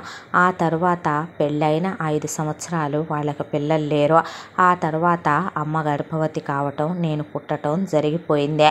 నాకు 6th month ఉన్నప్పుడు అమ్మ తన స్నేహితురాలి పెళ్ళికని వెళ్ళొస్తూ యాక్సిడెంట్లో చనిపోయి శవమై తిరిగి వచ్చింది. నాన్న కుప్పకూలిపోయారు, నార్మల్ మనిషి అవ్వలేకపోయారు. ఆ తర్వాత తాత, నానమ్మ, నేను పసివాడిననే, నాన్నే నన్ను చూసుకోవటానికి ఒక ఆడదిక్కు కావాలనే, ఇల్లంతా అమ్మలేకపోవటం వల్ల దేవత లేని కోవెలలా అయిపోయిందని, ఇల్లు వెలవెలా పోతోందని, తినటానికి తిండి లేనటువంటి మా పిన్ని శకుంతలనిచ్చి మా నాన్నకి 2వ సంబంధం, పైగా ఒక పిల్లాడి తండ్రి అనే దాంతో వివాహం జరిపించారు. మా పిన్ని మా నాన్నని చేసుకొని ఇంట్లో భార్యగా అడుగుపెట్టింది. ఎప్పుడూ నాకు తల్లి కాలేకపోయింది. సవతి తల్లి పెట్టే చిత్రహింసలు, నరకాలు, కొట్టటాలు, తిట్టటాలు, మాటలంటాలు అన్నీ చేయటం అయిపోయింది. నన్ను అన్ని హింసలు పెట్టడం అయిపోయింది. నాన్నకి పిన్నికి మళ్ళీ ఒక కొడుకు పుట్టాడు, తమ్ముడు కిరీటి. చాలా మంచోడు, కల్లా కపటం లేనివాడు, దేని మీద ఆశపడే తత్వం కాదు వాడిదే. కాలచక్ర ప్రవాహంలో పిన్ని మెల్లగా వాళ్ళ తమ్ముడు నాగరాజు కుటుంబాన్ని తీసుకొచ్చి అదే ఇంట్లో తిష్ట వేయించి పెట్టుకుందే. అయితే నాన్న ఇంట్లో ఏమీ వద్దు అన్నారని అవుట్ హౌస్లో ఉంచటం మొదలుపెట్టిందే. ఫ్యాక్టరీలో తమ్ముడికి ఒక ఉద్యోగం ఇప్పించి ఫ్యాక్టరీలో వ్యవహారాలన్నీ తమ్ముడి ద్వారా కనుక్కోవటం పిన్నికి అలవాటు. తినటానికి తిండి కూడా లేని పిన్నికి అష్టైశ్వర్యాలు తన్నుకు రావటంతో పాటు స్వార్థం కూడా 1000 తలల పాములాగా విషం పెరిగినట్టు పెరిగిపోవటం మొదలైంది. ఆ తర్వాత నన్ను చదివించకూడదు అనుకున్న నాన్నగారు అలాంటివి ఒప్పుకోరు. ఆయనకి మేమిద్దరం అంటే ఇష్టం. మేమిద్దరంలో కూడా నేనంటే అమ్మ లేదని ఇంకా ఇంకా ఇష్టం. వాళ్ళ ప్రేమకి గుర్తుగా పుట్టాను నేను అంటూ ఉంటారు. తమ్ముడు చలాకీగా సరదాగా చిన్నోళ్ళలానే ఉంటాడు. నా చదువులు ఇక్కడ 6th క్లాస్ నుంచి హాస్టల్కి వెళ్ళిపోయాను నేను. ఆ తర్వాత అంతా నా చదువు ఇక్కడ పీజీ దాకా హాస్టల్లో అయిపోయిన తర్వాత అబ్రాడ్ వెళ్ళి చదువుకొని తిరిగి వచ్చాను. తిరిగి వచ్చిన తర్వాత తమ్ముడికి బిజినెస్ మీద ఇంట్రెస్ట్ లేదు. పైగా వాడు బిజినెస్ని లాగేంత సమర్థవంతుడు కాదు. దాంతో నాన్న నన్ను బిజినెస్కి తీసుకెళ్ళడం మొదలుపెట్టాడు. అలా తీసుకెళ్ళడం మొదలుపెట్టిన తర్వాత 1 సంవత్సరంలో వ్యాపారంలో మెళకువలన్నీ నేర్చుకొని 50వ స్థానంలో ఉన్న మా వ్యాపారాన్ని 5వ ప్లేస్లోకి తీసుకొచ్చాను. 1గా ఉన్న మా వ్యాపారాన్ని ఇంటర్నేషనల్ వైడ్ పెంచాను. ఆ తర్వాత చాలా బిజినెస్ మ్యాన్స్తో టైఅప్ అయ్యాను. శత్రువులు లేకుండా చేసుకున్నాను. కొత్త స్టార్టప్ ఐడియాస్ అన్నీ ఆహ్వానించి బిజినెస్ని ఇంకా చాలా ఎలాబరేట్ చేసుకొచ్చాను. ఇప్పుడు మేము టాప్ పొజిషన్లో ఉన్నాం. అయితే అనుకోకుండా మాటికి ఏదో ఒక ప్రమాదాలు తలెత్తుతూ ఉన్నాయి. కొంతకాలంగా నాకు ఒక రోజున కారు డ్రైవ్ చేసుకుంటూ వస్తే బ్రేక్స్ ఫెయిల్ అయినాయి. అనుకోకుండా నేను బయటికి దూకేయటంతో యాక్సిడెంట్ నుండి తప్పుకున్నాను. ఒక రోజున అనుకోకుండా నాకు ఫుడ్ పాయిజన్ అయ్యింది. తీరా చూస్తే ఫుడ్లో ఏదో కలిసిందన్నారు డాక్టర్స్. ఇలా ఏదో ఒకటి జరుగుతూనే ఉన్నాయి. అయితే నేను మీ ఇంటికి వచ్చిన రోజున ఆ రోజున చాలా ఇంపార్టెంట్ మీటింగ్ ఉంటే అటెండ్ అయ్యి నాన్న తమ్ముడు ఆఫీస్ నుంచి ఎర్లీగా వెళ్ళిపోతారు. అలాగే వెళ్ళిపోయిన తర్వాత నేను బిజినెస్ మీటింగ్ అయిపోయిన తర్వాత బయలుదేరి వస్తూ ఉండగా నా కారుని వెంబడిస్తూ వెనకాల 2 లారీలు వస్తున్నాయి. అయితే ఉన్నట్టుండే నేను సడన్గా స్పీడ్ పెంచాను. స్పీడ్ పెంచితే అక్కడికి నేను ఎంత ఫాస్ట్గా డ్రైవ్ చేసుకుంటూ వచ్చినా ఆ లారీలు నా కార్ని ఢీకొట్టేసినాయి. నేను చెట్టు వైపుకు మరల్చేపాటికి పెద్ద యాక్సిడెంటే అయ్యింది. ఆ తర్వాత గాలి, వర్షం, కరెంట్ లేదు, చీకటి. దాంతో నేను ఎటొచ్చేసానో అవుట్కట్స్లోకి నాకు తెలియదు. ఆ తర్వాత నేను పోయాను అనుకున్నారు. నేను కారు దిగి అంతా దాంట్లో నా ఫోన్ చేత్తో పట్టుకున్నాను. చేత్తో పట్టుకొని నేను వస్తూ ఉండగా అక్కడ ఉన్న వాళ్ళల్లో కొంతమంది ముఖాలు నా కళ్ళకు కనిపించాయి. ఆ ఉరుములు, మెరుపుల వెలుతురులో. ఆ తర్వాత నేను అక్కడి నుంచే ఎలా వచ్చానో ఏంటో, అసలు బ్రతుకున్నానో లేదో కూడా తెలియదు. వాళ్ళు నా వెంట పడ్డారు. నా వెంట పడిన తర్వాత నా మీద దొరికిన కత్తులు విసిరేశారు, రాళ్ళు విసిరేశారు, గొడ్డళ్ళు విసిరేశారు. వాళ్ళ చేతుల్లో ఏయుంటే అవి విసిరికొట్టారు. ఒళ్ళంతా గాయాలైనాయి. చెయ్యి ఫ్రాక్చర్ అయిందే. మెడకి బాగా దెబ్బ తగిలిందే. అసలు బ్రతుకుతాను అనుకోలేదు. ఎవరి ఇంటి తలుపులు తెరిచి లేవు. టైం చూస్తే ఎంత అయిందో కూడా తెలియదు నాకు. ఒళ్ళంతా రక్తం ఓడిపోతుంది, కళ్ళు తిరిగిపోతున్నాయి. దాంతో వచ్చి చూస్తే మీ ఇంటి గుమ్మం బయట లైట్ వెలుగుతోంది మీ వసారాలో. ఇక్కడ మనుషులున్నారనిపించే మీ గేటు కొట్టాను. కొడితే అనుకోకుండా ఆకాంక్ష బయటకు వచ్చింది. ఆ తర్వాత స్పృహ తప్పి ఆకాంక్ష మీద పడిపోయాను. హాస్పిటల్కి తీసుకెళ్తే నేనే డాక్టర్తో నాకు మతిస్థిమితం లేదని, నేను పిచ్చోడ్నని చెప్పించాను. లేదంటే నన్ను ఇంట్లో నుంచి మీరు పంపించేస్తారు. నేను తిరిగి వెళితే అసలు నా మీద ఎవరు ఇలా పదే నా ప్రాణాలు తీయాలనే, నన్ను చంపేయాలనే ఎవరు ప్రయత్నిస్తున్నారు? నా మీద ఎవరికంత పగ, ఎవరికంత కక్ష? ఆ విషయం తేలకుండానే మిగిలిపోవచ్చు. మళ్ళీ నా మీద ఇలాంటివి జరగవచ్చు. బిజినెస్ కాంపిటీటర్సా?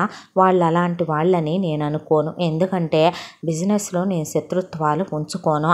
చివరికి నా తండ్రా, తమ్ముడా, పిన్నా, అసలు మా ఇంట్లో ఉన్న వాళ్ళ పిన్ని, తమ్ముడా ఏమీ అర్థం కాలా. దాంతో ఆఫీసులో ఎవరైనా ఒక్క క్షణం పాటు బ్రెయిన్ పనిచేయాల. నేను వెళ్తే ఈ సమస్యగానే ఉంటుంది. మీ ఇంట్లో నాకు అకామిడేషన్ కావాలంటే, నేను మీలో ఒకరిని అవ్వాలంటే నాకంటూ ఒక ఉనికి ఉండకూడదు. కాబట్టే నేను ఎవరూ లేనివాడిగా మీ జీవితాల్లోకి ప్రవేశించాను. ఆ తర్వాత నా దగ్గర ఉన్న ఫోన్లో నుంచి వీళ్ళంతా నా టీము, వీళ్ళతో కాంటాక్ట్ అయ్యాను, విషయం కనుక్కోమన్నాను. మొత్తానికి విషయం ఈ రోజుకి ఫైండ్ అవుట్ అయ్యిందే. ఆల్రెడీ నేను ఒక అమ్మాయిని ప్రేమించాను.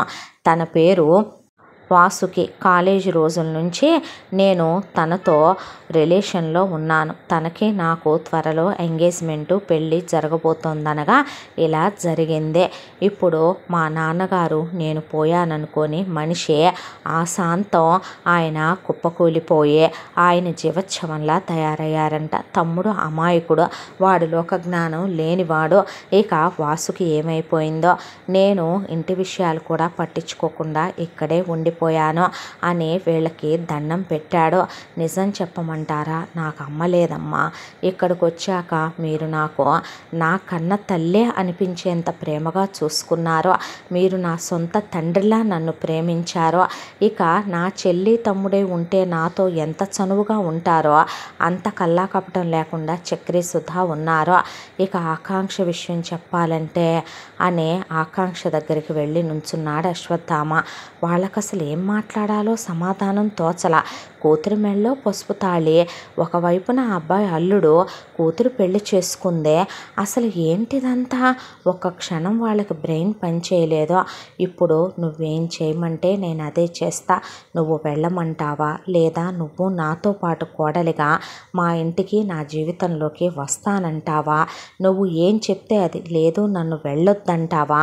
నువ్వు ఏం చెప్పినా సరే నా మీద ఒక భార్యగా పూర్తి హక్కు నీకుంది. మా నాన్న ఎప్పుడూ ఒక మాట చెప్తారు, భార్యాభర్తలిద్దరూ వేరు వేరు కాదు. భర్త మాటకి భార్య ఎంత విలువిస్తుందో భార్య మాటని భర్త అంతే గౌరవించాలి, విలువివ్వాలి అని. నా మీద పూర్తి హక్కుంది నీకు. నేను ఆ రోజు తాళి కట్టే క్షణం కూడా 1కి 10 సార్లు కట్టను అందుకే, ఆలోచించిందే అందుకే. కానీ కొన్ని మన జీవితాల్లో అనుకోకుండా జరిగిపోయాయి ఆకాంక్ష. నన్ను క్షమించు. ఇప్పుడు నువ్వు ఏం చెప్తే నేను అదే వింటాను అనే మోకాళ్ళ మీద కూర్చుండిపోయాడు అశ్వత్థామ. ముందు నువ్వు లే అని పైకి లేపిందే. లేపిన తర్వాత కళ్ళల్లో నుంచే నీళ్ళు అలా కాడిపోతుంటే కళ్ళు తుడుచుకుందే. కళ్ళు తుడుచుకొని నవ్వుతో, నువ్వు అశ్వత్థామ బుజ్జి కాదు. నేను ప్రేమించింది, నేను ఇష్టపడింది, నేను పెళ్లి చేసుకుందే, నేను జీవితాన్ని పంచుకోవాలనుకుంది, ఏవేవో పిచ్చి కలలన్నీ కంది, నీతో ఏవేవో మాట్లాడింది బుజ్జి గురించి కదా, నేను అశ్వత్థామ గురించి కాదు కదా. మీరెక్కడా, మీ స్థాయి ఎక్కడా, మీ హోదా ఎక్కడా? మీ ఇంటి ముందు నేను ఒక గడ్డిపోచ లాంటి దాన్నే. నేను ఆ ఇంటికి కోడలుగా రావటం ఏంటి? అయినా పెళ్ళిదేముంది, నువ్వు నన్ను ఇష్టపడి చేసుకున్నావా ఏంటి? అయినా పెళ్ళి కన్నా ప్రేమ గొప్పది కదా. ఎన్నో సంవత్సరాల మీ ప్రేమ, నీ మనసులో తనుంది, నేను లేను కదా. కాబట్టేగా నువ్వు నన్ను ముట్టుకోలేదు, కాబట్టేగా నువ్వు నేను దూరంగా ఉన్నాము. పర్వాలేదు, నీ జ్ఞాపకాలతో నేను ఇలాగే ఉండిపోగలను. అది కాదు అంటే నేను అసలు ఆ పెళ్ళి చేసుకోకూడదు అనుకుందే అత్త కొడుకునే, నా ఫ్యామిలీ కోసం నేను నిన్ను ఇలాగే వదిలేను. వద్దు, నువ్వు నాకు ప్రత్యక్షంగా కానీ పరోక్షంగా కానీ నీకు డబ్బుందనే దాంతో నువ్వు నాకు ఏ సాయం చెయ్యాలనుకున్నా, నన్ను ఏ విధంగా ఆదుకోవాలనుకున్నా నువ్వు నా శవాన్నే కళ్ళ చూస్తావు, నన్ను చంపుకు తిన్నట్టే. నేను నీ మెళ్ళో తాళి ఖరీదు కట్టి కట్టించుకోలేదు, నిన్ను నా ఇంట్లో ఖరీదు కట్టి నేను ఉంచుకోలేదు. అది కాదు ఆకాంక్ష అంటే ఇంకేం మాట్లాడొద్దు నువ్వు. ఇప్పుడు నీ ప్రాబ్లం సాల్వ్ అయింది కదా, ఇక నీకేమీ కాదు కదా, నువ్వు హ్యాపీగా ఉంటావు కదా. వీలైతే మళ్ళీ అశ్వత్థామ జీవితంలో ఎప్పుడు నీ ముఖం నాకు చూపించకో, మళ్ళీ నాకు ఎదురవ్వాలని కూడా ప్రయత్నించకో. All the best for your future, happy married life. నువ్వు ప్రేమించిన అమ్మాయితో నీ కలలన్నీ నెరవేరాలని కోరుకుంటున్నా. నీ జీవితం నువ్వు అనుకున్నట్టు ఉండాలి. తొందరపాటు నాది, తొందరపడింది నేను, తప్పు చేసింది నేను. ఇందులో నువ్వు రిగ్రెట్ ఫీల్ అవ్వాల్సిన విషయం ఏమీ లేదు. అది కాదు ఆకాంక్ష, ప్లీజ్ నువ్వు వెళ్ళిపోతే నాకు కాస్తైనా ప్రశాంతతను ప్రసాదించిన వాడివి అవుతావు. అదేంటక్క అంటే నోరు ముయ్యమంటున్నానా మిమ్మల్ని అన్న తర్వాత, వెళ్ళిరా బాబు, నీకోసం ఎదురు చూసే నీ తండ్రి అక్కడ ఉన్నాడు. అది కాదు అంకుల్ అంటే, వద్దయ్యా, మీలాంటి గొప్పోళ్ళు ఆకాశంలో చందమామని చూడాలనుకునే మనుషులమే కానీ తెచ్చి మా ఇంట్లో పెట్టేసుకోవాలనుకునే స్వార్థపరులం కాదులే అయ్యా. అమాయకురాలంటారా అంటే మీరు కూడా భలే అనేశారు అన్నాడు అశ్వత్థామ. అంటే అమాయకురాల్నే, మొగుడు చాటు పెళ్ళాన్నే, పిల్లల చాటు తల్లినే, కానీ న్యాయం మాత్రం న్యాయంగానే మాట్లాడే ఆడదాన్ని అమ్మని కూడా కదయ్యా. వెళ్ళిరా, నువ్వెక్కడున్నా బాగుండాలి బాబు, ఇవే నీకు మా ఆశీర్వచనాలు అన్నారు వాళ్ళు. సార్ బయలుదేరదామా, లేట్ అవుతుంది అన్న తర్వాత అలా కారెక్కుతుంటే చక్రి సుధా కళ్ళల్లో నీళ్లు. జాగ్రత్త అన్నాడు. తన్ని జాగ్రత్తగా చూసుకోండి, పోనీ నా ఫోన్ నెంబరు వద్దు, మీరు తీసుకోవద్దు, నువ్వు మాకే ఫోను చెయ్యొద్దు ప్లీజ్ అనేసింది ఆకాంక్ష. అన్న తర్వాత ఎందుకు ఇంత కఠినత్వం, ఎందుకింత కాఠిన్యం? కఠినత్వం కాదిది, కాఠిన్యం కాదిదే. నేను మనిషిగా బ్రతికుండాలి, లేకపోతే నా కుటుంబం సమాధైపోద్దే. నా మనసు ఇటు చచ్చిపోయింది, అది నేనే చచ్చిపోవటానికి కారుకురాలై చంపేసుకున్నాను. ఇప్పుడు నా బుజ్జి లేడు కదా. ది గ్రేట్ అశ్వత్థామ గారు, మీరు వెళ్తే నేను తలుపేసుకుంటాను అనే అతను వెళ్ళిపోతే అలా పిల్లలు పైకి వెళ్ళి చూస్తూ టాటా చెప్తూ ఉండగా నర్మదా ప్రతాప్ కిటికీలోంచి చూస్తూ ఉండగా ఇక బయలుదేరిపోయి వాళ్ళు కారు ఎక్కించుకొని అలా కారులో సందు చివర తిరిగిందాకా చూస్తూ కారు అలా దాటిపోయి తన గమ్యాన్ని తను చేరుకుంటూ ఒక పెద్ద కమర్షియల్ ఏరియా, అది చాలా పెద్ద పెద్ద కోటీశ్వర్లు ఉండేటటువంటి ఏరియా, చాలా పాష్ పీపుల్ ఉండేటటువంటి ఏరియాలో పెద్ద ప్యాలెస్ లాంటి ఇంద్రభవనం లాంటి ఇంటి గేట్లు వాచ్మెన్ తీస్తూ అశ్వత్థామకి శాల్యూట్ చేశాడు. లోపలికి వెళ్తే ఆ ఇంటి ఖరీదే అసలు ఎన్ని కోట్లు ఉంటుందో. ఆ ఇంటి ముందు ఖరీదైన కార్లు ఈ చివరి నుంచి ఆ చివరి దాకా పెట్టున్నాయి. ఒక్కారెమ్మటొక్క రాగంగానే డోర్ తీయంగానే అశ్వత్థామ దిగాడు. దిగగానే తండ్రి ఆల్మోస్ట్ పేషెంట్లా ఉన్న ఆయన పరిగెత్తుకొచ్చి అశ్వత్థామని కౌగిలించుకొని, నువ్వు లేవన్నారయ్యా, నువ్వు పోయావన్నారా, కానీ నేను నమ్మలేదు నాన్న, నా మనసు ఆ విషయాన్ని ఒప్పుకోలేదయ్యా. మీ అమ్మ నాకు మిగిల్చిన ప్రేమ గుర్తువి, జ్ఞాపకానివిరా నువ్వు. నన్ను వదిలి నువ్వు వెళితే నా గుండె ఇంకా ఎలా కొట్టుకుంటుందయ్యా అని వేదాంత వర్మ పిల్లాడిని కౌగిలించుకొని వెక్కి వెక్కి ఏడ్చాడు. ఆయన కళ్ళల్లోకి అలా చూస్తే సాటిలేని నిజాయితీ, నీతి అలా కనపడుతున్నాయి. ఉన్నావా అనుకుంటూ వచ్చింది శకుంతల. పోలేదు పిన్ని, బతికే ఉన్నాను అనుకుంటూ అక్కడి నుంచుందే. అన్నా ఏమైపోయావన్నా, ఎక్కడికి వెళ్ళావని కిరీటి వచ్చి చిన్నపిల్లాడిలాగా కౌగిలించుకొని వెక్కి వెక్కి ఏడ్చాడు అశ్వత్థామనే. ఆ తర్వాత నువ్వెలా ఉన్నావురా? నేను ఎలా ఉంటావేంటన్నా, పిచ్చోడిని అయిపోయాను నువ్వు లేకపోతే. నాకేం తెలుసు, నువ్వు లేకపోతే, రాముడు లేకపోతే లక్ష్మణుడికి ఏం తెలుసుద్దే అంటూ అన్నను అలా కౌగిలించుకున్నాడు. తమ్ముళ్ళలో ఒక కల్లా కపటం లేని తత్వం. ఆ తర్వాత ఇక పిన్ని తమ్ముడు, ఏమల్లుడు ఇన్నాళ్ళుగా బతికే ఉన్నప్పుడు ఒక ఫోన్ చేయొచ్చేమోగా, ఎక్కడున్నా విన్నాళ్ళు, ఎలా ఉన్నావో? ఎక్కడో ఉన్నాను, బ్రతికే ఉన్నాను, తిరిగి వచ్చాను, బాగానే ఉన్నాను కదా మామయ్య, శకుని మామయ్య, నాగరాజు మామయ్య అనేసరికి నీ సరసం బోలా. సాహులోంచి బయటకు వచ్చినా కూడా నేను చావులో దాకా వెళ్ళానని నీకెలా తెలుసో? అదే దెబ్బలే కనపడుతున్నాయిగా, ఏది నీకు నా లోపలున్నాయి కూడా కనపడతాయి బయటికి. అదేలే అదే అమ్మాయి అనేపాటికి వాసుకి పరిగెత్తుకుంటూ వచ్చి అశ్వా అనుకుంటూ కౌగిలించుకొని అలా కన్నీళ్లు పెట్టేసుకున్న తర్వాత ఎందుకో ఆమె కౌగిలించుకున్న అతనికి ఆకాంక్షే గుర్తొస్తుంది. ఆకాంక్ష పెట్టిన ముద్దే గుర్తొస్తోంది.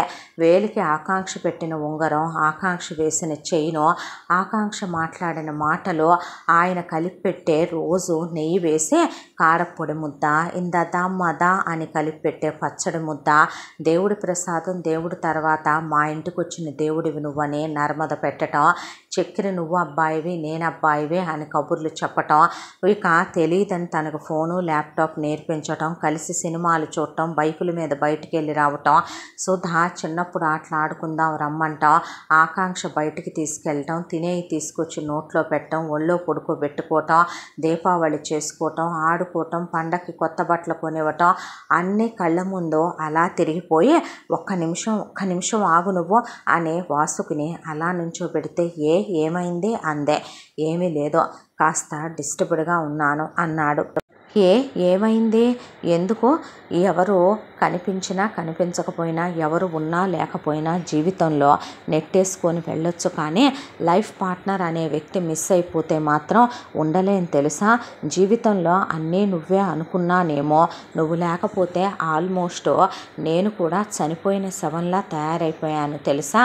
నువ్వే నా భర్తను ఊహించుకున్నానేమో, నువ్వు కనిపించకపోతే తట్టుకోలేకపోయాను అశ్వ అంటే ఆ మాటల్లో కూడా ఆకాంక్షే గుర్తొచ్చింది.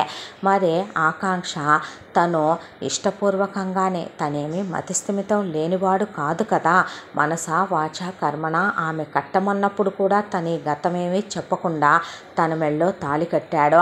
ఆమె కళ్ళల్లో తను ప్రేమను చూశాడు. ఆమె తన్ని ప్రేమించటం ఆరాధించటం చూశాడు, దగ్గరవటం చూశాడు. తన ముందు బట్టలే మార్చుకుందా, తన్ని భర్తగానే దగ్గరికి తీసుకుందా, అతనితో ఎన్నోసార్లు ఒకటవ్వాలనే కోరుకుందా. శారీరకంగా కలవలేకపోయాడే కానీ ఆమె మీద చెయ్యేసుకొని దగ్గరికి తీసుకొని తను పడుకోబెట్టుకోలేదా, తను తినిపించలేదా, తను కన్నీళ్లు తుడవలేదా, తను తల తుడవలేదా, తను ఆమె నొసట్లో బొట్టు పెట్టలేదా? తనకేమి హక్కు ఉందని ఒక ఆడపిల్లతో తనలా ఉన్నాడు, మరే తనే కదా ఆమె భార్య. మరి ఎందుకు ప్రేమ పెళ్ళ తను వెళ్ళిపోమ్మంటే ఇలా వచ్చేసాడు, తను వదిలేశాడా? కానీ తను మాత్రం తన జీవితంలో తను వద్దందంటే పిచ్చిదే, మామూలు మనిషి అవుతానందే. కానీ అది తన వల్ల కాదని వర్షించే తన కళ్ళే సాక్ష్యమే తన కళ్ళ ముందు నిలబడ్డట్టు అనిపించింది. ఒక కుటుంబాన్ని అవసరానికి వాడుకునే అలా పిచ్చోళ్ళని చేసి తను నిలబెట్టి వచ్చేసాడా? ఈ పాపం వదులుద్దా తన్నే? ఎన్నెన్నో ప్రశ్నలు. ఆ తర్వాత ప్లీజ్ కాసేపు నన్ను ఒంటరిగా వదిలే, లీవ్ మీ అలోన్ అన్నాడు. అన్న తర్వాత వాడిప్పుడే అమ్మ పడి వచ్చాడు, విసిగించుకో అన్నాడు వేదాంత వర్మ. ఆ తర్వాత వెళ్ళి ఫ్రెష్ అయ్యాడు. భోంచేస్తున్న ప్రతాప్ వర్మ పెట్టేయే గుర్తొస్తున్నాయి. దేవుడి దగ్గర దండం పెట్టుకోమని తీసుకొస్తే నర్మదే గుర్తొస్తోంది. ఒకవైపున కిరీటి కబుర్లు చెప్తుంటే చక్రి సుధే గుర్తొస్తున్నారు. ఒకవైపున వేదాంత వర్మ మాట్లాడుతుంటే ఆకాంక్ష మాటలే గుర్తొస్తున్నాయి. ఆకాంక్ష ఎలా మాట్లాడేది ఏంటి అన్నదే గుర్తొస్తోంది. వేలికి ఉన్న ఉంగరం, మెళ్ళో ఉన్న చైను, అసలు ఆ రాత్రంతా నిద్ర పట్టలేదు, పిచ్చోళ్ళలాగా అయిపోయాడు తను.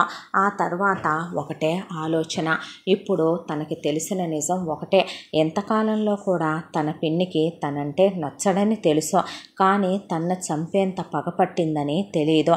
అయితే ఎన్నాళ్ళ తన ఇన్వెస్టిగేషన్లో తెలిసిన విషయం తన పిన్నే ఇదంతా చేయించింది, తన చంపేయించాలనుకుందే అన్నంతవరకు తెలిసింది. కాకపోతే తన పిన్ని మాట్లాడిన ఫోన్ కాల్లో అవతల వ్యక్తితో ఒక మాట మాట్లాడిందే, మేము సిద్ధంగా ఉన్నాం, మేము వాడిని వేసేయించాలనుకుంటున్నాం, మేము వాడిని లేపేయించాలనుకుంటున్నాం, వాడిని లేకుండా చేయాలనుకుంటున్నాం. ఆ అనుకుంటున్నాం అనే దాంట్లో సింగులర్ వర్డ్ వాళ్ళ, ప్లూరల్ వాడిందే, అంటే అక్కడ బహువచనాన్ని వాడిందే. తనతో పాటు ఇంకా ఎవరో ఉన్నారు. ఆ ఉన్నది ఎవరు? నాన్న? చచ్చ కాదు, తమ్ముడా అయ్యుండడు, లేక తన తమ్ముడు నాగరాజా, వాసుక? అసలు ఎవరు ఇదంతా చేస్తోంది? పిన్నితో చేతులు కలిపింది ఎవరో? ఇంత పెద్ద అరాచకానికి పిన్నికి తోడైందే ఎవరో? పిన్ని అవతల మాట్లాడిన వాడి కోసం వెతుకులాట. అవతలవాడు కనుక దొరికితే ఈ ప్రశ్నలన్నిటికీ ఒక సమాధానం దొరుకుద్దే. ఆ రోజు అంతా దీంట్లో కూడా ఆ మెరుపుల వెలుగులో కూడా అశ్వత్థామ చేసిన తెలివైన పని ఒక్కటే. తను చాలా టాలెంటెడ్, తెలివైన వాడు అని నాన్న తీసుకొచ్చి బిజినెస్లో పెట్టడం ఏమో కానీ నిజంగా అమ్మా నాన్నల తెలివితేటలు వచ్చేనేమో అవతల వాడి ఫోటో తీశాడు ఆ మెరుపు వెలుగులో. ఆ ఫోటోని తను టీంకి ఇచ్చాడు. వాళ్ళు వాడి కోసం వెతుకుతున్నారు. ఇప్పటికీ ఇంతవరకు తెలిసిందే. ఇక మీదట కథ ఎలా నడవబోతోంది అని ఆలోచిస్తున్నాడు. పిచ్చిది ఎలా ఉందో ఏంటో, తిందో తినలేదో, ఆఫీస్కి వెళ్ళిందా, అసలు ప్రత్యక్షంగా కాదు పరోక్షంగా కూడా సాయం చెయ్యొద్దనేసిందే. చక్రి సుధా కాలేజీకి వెళ్ళారా, అమ్మ అంకుల్ ఎలా ఉన్నారో ఏంటో ఒకటే ఆలోచనలో. ఆఫీస్కి వెళ్ళాడు, మనిషిలో లేడు, మనసులో లేదు. ఇలా ఒక వారం రోజులు గడిచిపోయిన తర్వాత ఒక రోజున వేదాంత వర్మ పిలిచాడు అశ్వత్థామని. అశ్వ అంటే చెప్పు డాడీ అంటే, నీకు ఇంకా ఎంగేజ్మెంట్ చేసి పెళ్ళి జరిపించేద్దాం అనుకుంటున్నాను నాన్న అనేపాటికి మనసంతా అల్లకల్లోలంగా ఉన్న అశ్వత్థామ ఇప్పుడేమీ వద్దు డాడీ అంటే, వద్దంటే ఏంటి నాన్న అన్నాడు ఆయన. నేను ఇప్పుడే రెడీగా లేను అంటున్నా. ఎన్నాళ్ళు ఆపుదాంరా, ఇంకా ఎన్నాళ్ళు హోల్డ్లో పెడదాం వాసుకి వాళ్ళ పేరెంట్స్నే. ఒకవైపున వాసుకి కూడా పెళ్ళి అనే కంగారు పడుతోంది. తను కూడా వాళ్ళ అమ్మా నాన్నలకి ఇంకా ఎంతకాలం చెప్పగలుగుద్ది చెప్పు. నువ్వు ఎప్పుడు మొదలైన ప్రేమ ఇదే, ఇంటర్లో మొదలైన ప్రేమ, ఆ తర్వాత ఇంటరు, ఇంజనీరింగు, ఆ తర్వాత పీజీ, ఆ తర్వాత నువ్వు అబ్రాడ్ వెళ్ళి రావటం, తర్వాత నువ్వు బిజినెస్ టేక్ ఓవర్ చేసుకోవటం, ఎన్ని సంవత్సరాలు ఆపాం కదా. నువ్వు కనిపించకుండా పోయింటే ఈ పాటికి సంవత్సరం దాటిపోయేది. మీ ఇద్దరికి పెళ్ళి జరిగిపోయి కూడా మీ ఇద్దరు హ్యాపీగా నా కళ్ళ ముందు తిరగాలని, మళ్ళీ మీ అమ్మ నీకు పుట్టాలని చూడాలని నాకు ఉండదా నాన్న అనేపాటికి, అది కాదు డాడీ. ఏమైంది అంది వాసుకి. అన్న తర్వాత ఏమీ లేదు, నువ్వు నాతోరా అన్న తర్వాత సరే అని అశ్వత్థామతో వచ్చింది. అశ్వత్థామ వాసుకిని తన గదిలోకి తీసుకొచ్చాడు. తీసుకొచ్చి డోర్స్ క్లోజ్ చేసి, నీతో నేను ఒక విషయం చెప్పాలి. ఆ రోజు నేను ప్రాణాపాయ స్థితిలో ఒక ఇంటికి వెళ్ళాను.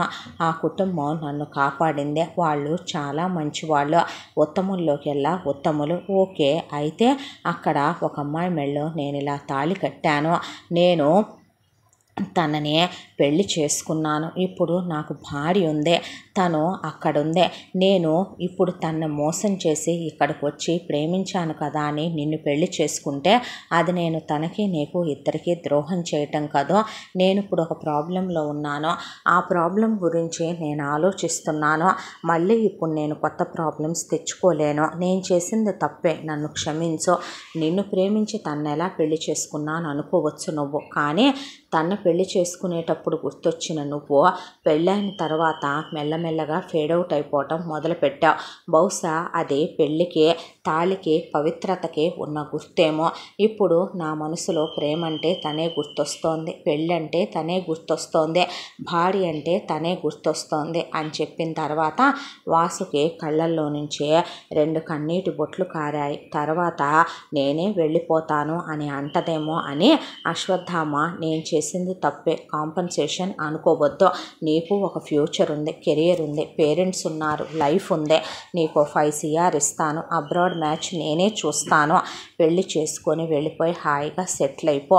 మీ పేరెంట్స్కి కూడా నేనే క్షమాపణ చెప్తాను, నాన్నగారితో నేనే మాట్లాడతాను అన్న తర్వాత లేచి నిలబడి సారీరా అంది. అంటే అన్నాడు, నేను నిన్ను వదులుకోవటానికి సిద్ధంగా లేను అనేసరికి వాట్ యు మీన్ అన్నాడు. నువ్వు తన్ని పెళ్లి చేసుకున్నావు, కానీ తనతో సెక్షువల్గా నువ్వేమీ కలవలేదుగా అంది. అయితే అన్నాడు, కాబట్టి ఆ పెళ్ళేమీ నువ్వు ఇష్టపడి చేసుకోలేదు. అప్పుడు నీ లైఫ్లో నేనున్నానని నువ్వు తనకి చెప్పలేదు. అదేదో ఒక బొమ్మల పెళ్ళి, పిల్లలు చేసుకునే పెళ్ళి లాంటిదే. ఏదో ఒక ఇంట్లో షెల్టర్ కోసం వెళ్ళావు. ఆ రోజు నీకు ఆ పెళ్లి చేసుకోవటం, తన్నే వాళ్ళ నుంచి కాపాడటం నీకు ఆ క్షణం వేరే మార్గం లేక చేసిన పని అదే. తనకి నువ్వు లైఫ్ ఇచ్చావు, అందుకని నా లైఫ్ని నేను సాక్రిఫైస్ చేయలేను, నా లవ్ని నేను సాక్రిఫైస్ చేయలేను. పిచ్చి పిచ్చిగా ప్రతి విషయాల గురించి అతిగా ఆలోచించకుండా, అనవసరమైన విషయాలు చిన్నవి పెద్దవి చేయకుండా నీకు ఒకటే చెప్తున్నాను అశ్వ, నేను మనం పెళ్ళి చేసుకుంటున్నాం అంతే, ముందు మన ఎంగేజ్మెంట్ అవుతోంది అంతే. వీటిల్లో ఏ తేడా వచ్చినా నీకు నేను మిగలను, జాగ్రత్త. పోతూ నేను ఒక్కదాన్నే పోను. నా పేరు తెలుసుగా, వాసుకి. నాకు కావాలనే మా నాన్నగారు వాళ్ళు ఆ పేరు పెట్టారు, ఆ పేరుకి డెఫినేషన్ ఇచ్చేలా చెయ్యొద్దు అని అక్కడి నుంచి వెళ్ళిపోయింది. అశ్వత్థామకి ఫస్ట్ టైం వాసుకి నిజంగానే కాలకూట విషయాన్ని చిమ్మే సర్పంలా కనిపించింది. అసహ్యం వేసిందే. ఇలాంటి దాన్నా నేను ప్రేమించిందే అనిపించిందే. సాటి ఆడదాని మెళ్ళలో తాళి కట్టానంటే వాళ్ళు తన ప్రాణాన్ని కాపాడారంటే తను డబ్బిస్తానన్నా ఇప్పుడు ఆ అమ్మాయి తన భార్య అని చెప్పినా వెళ్ళనని ఇంత మంకు పట్టేంటే, అసలు ఎందుకు ఇంత మొండి పొట్టు పడుతోంది, తన్నే చేసుకోవాలని అంత ఇదేంటి? అశ్వత్థామకు కూడా అనుమానం వచ్చింది. దాంతోపాటు ఈ పెళ్ళి ఇష్టం లేదని తండ్రికి చెప్దాం అనుకున్నాడు. అయితే ఈలోపే కిందకి వెళ్ళి అంకుల్ ఎంగేజ్మెంట్ ఏర్పాట్లు చేసేయండి, అశ్వ ఇష్టమేనన్నాడు అనేపాటికి ఇప్పుడు చెప్పి తండ్రిని తను బాధ పెట్టకూడదు. పెళ్ళికి ఎంగేజ్మెంట్కి 6 నెలలు టైం పెట్టించాలి. ఈలోపు ఈ ప్రాబ్లమ్స్ అన్నీ ఒక కొలిక్కి రావాలి. అసలు ఇందులో ఎవరెవరున్నారో మొత్తం విషయం బయటికి రావాలి. తాళి కట్టే 3 నిమిషాల ముందైనా తన చేతుల్లోనే ఛాన్స్ ఉంటుంది, కంగారు పడక్కర్లేదు అనుకున్నాడు. అనుకున్నట్టుగానే వేదాంత వర్మ చాలా భారీగా పెద్ద పెద్ద వాళ్ళని పిలిచి ఎంగేజ్మెంట్ ఏర్పాట్లు చేశాడు. చేస్తే తన కుడి చేతి ఉంగరం వేలికి ఆకాంక్ష పెట్టిన రింగ్ ఉంది. అయితే వాసుకి అదే చేతికి ఉంగరం పెట్టబోతే ఎడం చెయ్యి ఇచ్చాడు. ఎడం చెయ్యి ఇవ్వకూడదు బాబు అని పెళ్ళిళ్ళ పేరయ్య అక్కడ అంటే, పర్వాలేదులేండి ఏ చెయ్యి అయితే ఏమైంది అని వాసుకి ఎడం చేతికే పెట్టింది. పెట్టిన తర్వాత ఎంగేజ్మెంట్ ధూమ్ధామ్గా జరిగిపోయిన తర్వాత ఇక అశ్వత్థామ చాలా ఫాస్ట్ అప్ చేయటం మొదలుపెట్టాడు. ఫాస్ట్ అప్ చేయటం మొదలు పెడితే ఎంక్వైరీనే ఒక రోజున అశ్వత్థామకి ఫోన్ వచ్చింది. ఫోన్ వస్తే తన టీము సార్ వాడు దొరికాడు అని చెప్పిన తర్వాత గోడౌన్కి తీసుకురండి అని అశ్వత్థామ గోడౌన్కి వెళ్ళాడు. వెళ్తే వాడు ఫస్ట్ నేను చెప్పనన్నాడు. నేను చెప్పినా కొడతావు, చెప్పకపోయినా కొడతావు అన్నాక వాడి కాంటాక్ట్ లిస్ట్ ఓపెన్ చేశారు. అందులో పిన్ని ఫోన్ నెంబర్ మినహా ఎవరి ఫోన్ నెంబరు లేదు. అయితే ఎవరెవరు చేశారు, ఏమేం చేశారు అనేది చెప్పమంటే చెప్పననేసరికి 3rd డిగ్రీ కొట్టుడు కొట్టి అన్నం నీళ్లు లేకుండా వాడిని 3 రోజుల నుంచి చిత్రహింసలు పెట్టి ఆడి ఫ్యామిలీ మొత్తాన్నే మేము రూపుమాపేస్తాం అనేసరికి భయంతో వాడు వరుస పెట్టి నిజాలు చెప్పాడు. ఆ నిజాలతో పాటు వాడి దగ్గర కొన్ని కాల్ రికార్డ్స్ ఉన్నాయి, అవన్నీ సేకరించుకున్నాడు అశ్వత్థామ. దాంతోపాటు టీము ఇక ఎప్పటి నుంచో వాళ్ళు ఇంట్లో ఒక పర్సనల్ సీసీ కెమెరా ఉంటుంది. అదే వేదాంత వర్మకి అశ్వత్థామకి తప్ప ఎవరికీ తెలియదు. ఆ కెమెరాల్లో రికార్డ్ అయి ఉన్నాయి మొత్తం ఫుటేజ్లో విత్ వాయిస్ రికార్డుతో రికార్డ్ అవుతాయి. వాటికి సంబంధించిన ఫుటేజ్లు మొత్తం తీసుకొచ్చి కథ మొత్తం ఒక కొలిక్కి తీసుకొచ్చారు వాళ్ళు. తీసుకొచ్చిన తర్వాత సార్ ఇప్పుడు నేను చూసుకుంటాను అన్నాడు అశ్వత్థామ. అన్న తర్వాత ఓకే సార్ అన్నాక వీడిని ప్రస్తుతానికి ఇక్కడే ఉంచండి, తర్వాత వాడిని ఎక్కడ పంపాలో చెప్తాను నేను అనేసి అక్కడి నుంచి ఇంటికి వచ్చాడు. ఇంటికి వచ్చేసరికి ఎదురుగా శకుంతల, వేదాంత వర్మ, ఆ తర్వాత కిరీటి, ఇక అక్కడే వాసుకి నాగరాజు ఉన్నారు. ఉండి అందరూ నిలబడి ఉన్న తర్వాత వాసుకి వాళ్ళ అమ్మ నాన్న కూడా పెళ్లి విషయం మాట్లాడాలని అప్పుడే వచ్చి ఉన్నారు. ఉంటే లోపలికి వచ్చిన అశ్వత్థామ మెయిన్ డోర్స్ క్లోజ్ చేయమన్నాడు. చేసిన తర్వాత ఎందుకు చేసావు పిన్ని ఇదంతా అని అడిగాడు. నేనేం చేశాను అని అడిగితే, నేను నీకేం అన్యాయం చేశానని, నువ్వు నన్ను చంపించాలని అన్నిసార్లు ప్రయత్నించావు, కారు బ్రేక్స్ ఫెయిల్ అయినప్పుడు నేను బతికేశాను, ఫుడ్లో పాయిజన్ కలిపినప్పుడు నేను బ్రతికేశాను, చిన్నప్పటి నుంచి ఎన్నోసార్లు నన్ను చంపాలనుకున్నప్పుడు నేను బతికేశాను, అలాంటిదే ఈసారి వితౌట్ ఫెయిల్ నన్ను చంపేద్దాం అనుకున్నావు కదా, ఎందుకు చేసావు పిన్ని ఇదంతా నువ్వు? తల్లి తర్వాత తల్లివి ఎటూ కాలేకపోయావో, నాన్న పెళ్లి చేసుకున్నందుకు నాన్నకి ద్రోహం చేశావో, ఎందుకు ఇంత విషం పెట్టుకున్నావు నా మీద నీ మనసులో, నేను నీకేమన్యాయం చేశానని అని అడిగేపాటికి ఏమైంది నాన్న అన్నాడు వేదాంతవర్మ. ఏమైందంటే చెప్పుకురావటం మొదలుపెట్టాడు అశ్వత్థామ. డాడీ, ముందు మీకు నేను ఒక విషయం చెప్పాలి. ఈవిడికి నిన్ను పెళ్లి చేసుకోవటం ఇష్టం లేదు. ఆల్రెడీ ఆవిడకి అంతకు ముందే ఒక మ్యారేజ్ అయ్యి హస్బెండ్ పోయాడు. ఆ తర్వాత ఆవిడకి నిన్ను పెళ్లి చేసుకోవాలని లేదు. దట్టు నువ్వు రెండో సంబంధం వాడివని, నువ్వు సెకండ్ హ్యాండ్ గాడివని, నీకు నేను పుట్టి ఉన్నానని ఆవిడకి నీతో పిల్లల్ని కంటం ఇష్టం లేదు. కాకపోతే పెళ్ళైన వెంటనే కిరీటి పుట్టాడు. కిరీటి పుట్టిన తర్వాత కూడా ఆవిడకి వాళ్ళ బావతో అఫైర్ ఉంది. వాళ్ళ బావతో ఆవిడ అఫైర్ కంటిన్యూ చేసుకొస్తూ ఈవిడ ఒక 2 సంవత్సరాల పాటు మధ్యలో ఒక్కొక్క సంవత్సరం యాత్రలకు వెళుతున్నానని వెళ్ళి 2 పిల్లల్ని కని అతని దగ్గర పెట్టి పెంచడం మొదలుపెట్టింది. ఆ తర్వాత ఇక్కడ కిరీటి విషయం. కిరీటిని చిన్నప్పటి నుంచే బకరాగాళ్ళలాగా పిచ్చి విధవలాగా పెంచుకొస్తున్నాననేది ఈవిడ ఫీలింగ్. ఆ తర్వాత నన్ను చిన్నప్పుడంతా షర్టు ఊడదీసి చూపించాడు అశ్వత్థామ. వాతలు పెట్టి కొట్టి తిట్టి చిత్రహింసలు పెట్టి పోయిన అమ్మని నానా మాటలని, నువ్వు బిజినెస్ పనుల మీద తిరుగుతుంటే నన్ను హింసలు పెడితేనే నేను 6th నుంచి హాస్టల్కి వెళ్ళిపోయాను డాడీ. ఆ తర్వాత ఇంటర్లో నాకు ఈ బ్రోకర్ది పరిచయం అయ్యి, దీని పేరు దీని అమ్మా బాబు మీరు అనుకుని పెట్టారా, పెట్టాక పుట్టిందా, పుట్టాక పెట్టారా మీరు, ఇది పామే అవుద్దని అనేసరికి ఏమైంది బాబు అన్నారు వాళ్ళు. ఇది పరిచయం అయింది. ఆ తర్వాత ఇంటరు, ఆ తర్వాత పీజీ వరకు, ఇప్పటి వరకు కూడా ఇది నా లైఫ్లోనే కొనసాగటానికి కారణం ఏంటో తెలుసా? Money daddy, money. ఇది అడుక్కు తినేది, కేరా ప్లాట్ఫామ్ది, అలాగాది. అలాంటి దాన్ని ఒక్కసారిగా అందలం ఎక్కించి ఆకాశంలో కూర్చోపెట్టేంత ఆస్తి మనకుందే. కాబట్టి ఇది నన్ను పట్టుకొని వేలాడింది గబ్బిళంలాగా ఇన్నాళ్ల నుంచే. నీకో విషయం తెలుసా? నన్ను చంపించాలనే పిన్ని ఎంత ప్లాన్ చేసిందంటే, పిన్నికి నువ్వు నన్ను ఆఫీసు ఎండీని చేయటం ఇష్టం లేదు, తమ్ముడిగా ఒకవైపున ఇంట్రెస్ట్ లేదు, పైగా మొత్తం వాడి పరం చెయ్యాలనుకుంటే నేను అడ్డుగా ఉన్నాను. కాబట్టి నన్ను అడ్డు తొలగించాలనుకుందే. అలా అడ్డు తొలగించాలనుకున్నప్పుడు నన్ను పైకి పంపించటమే మార్గం అనుకుంది. దాంతోనే కార్ బ్రేక్స్ ఫెయిల్ అయినాయి డాడీ. ఆ తర్వాత ఫుడ్ పాయిజన్ లైనే. ఆ తర్వాత నాకు కరెంట్ షాక్ ఇచ్చి నేను స్నానం చేసేటప్పుడు పైకి పంపాలనుకుందే. ఆ తర్వాత అన్నిసార్లు నేను వాటన్నిటి నుంచి తప్పించుకున్నాను. పోయిన అమ్మే కాపాడిందో నీ మంచితనమే కాపాడిందో తెలియదు నాకు. ఆ తర్వాత మాత్రం నేను కనిపించకుండా పోయిన ఆఖరి రోజున ఈవిడ ఒక గుండాగాడిని మాట్లాడి, వాడు కొంతమంది మనుషుల్ని తీసుకొచ్చి లారీతో గుద్దే యాక్సిడెంట్ అయ్యే ఇలా జరిగిందని నేను ఆ తర్వాత ఇలా ఆకాంక్ష వాళ్ళ ఇంటి దగ్గరికి వెళ్ళానని, అక్కడే ఉన్నానని, తను పెళ్లి చేసుకున్నానని, అక్కడ నాకు ఒక అమ్మ ఉంది నాన్న, అక్కడ నాకు ఒక నాన్న ఉన్నారు, అక్కడ నాకు భార్య ఉంది, తను నా ప్రాణం, మనసా వాచా కర్మణ దైవ సాక్షిగా 3 ముళ్ళేసి కాలు మెట్టెలు పెట్టి తల్లో సింధూరం పెట్టిన తనే కదా నా భార్య. తన నా పెదవుల మీద ముద్దు పెట్టింది నాన్న, నన్ను కౌగిలించుకుందే. ఆ కౌగిలింతే మా మధ్య ఫస్ట్ నైట్ అయినట్టు కాదా? తన నా పెదవుల మీద ముద్దు పెడితే మేము శారీరకంగా కలిసినట్టు కాదా? ఇదే ఫేడ్ అవుట్ అవుతూ వెళ్ళిపోయింది డాడీ. నిజంగా దీన్ని నేను ప్రేమించటం, ఇది నన్ను ప్రేమించటం నిజమే అయితే ఇన్ఫాక్చువేషన్ కాదు, ఆకర్షణ కాదు అనుకుంటే గనక ఇది నాకు గుర్తొచ్చి తన మెళ్ళో నేను తాళే కట్టకూడదు కదా నాన్న. నాకు అక్కడ కిరీటి లాంటి ఒక చెల్లి, తమ్ముడు, చక్రి, సుధా అని ఉన్నారు. ఒక ఫ్యామిలీ ఉంది అక్కడ.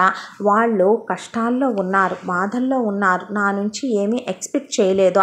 నన్ను సొంత కొడుకులా బుజ్జి అంటూ ఎంత అపురూపంగా చూశారో తెలుసా?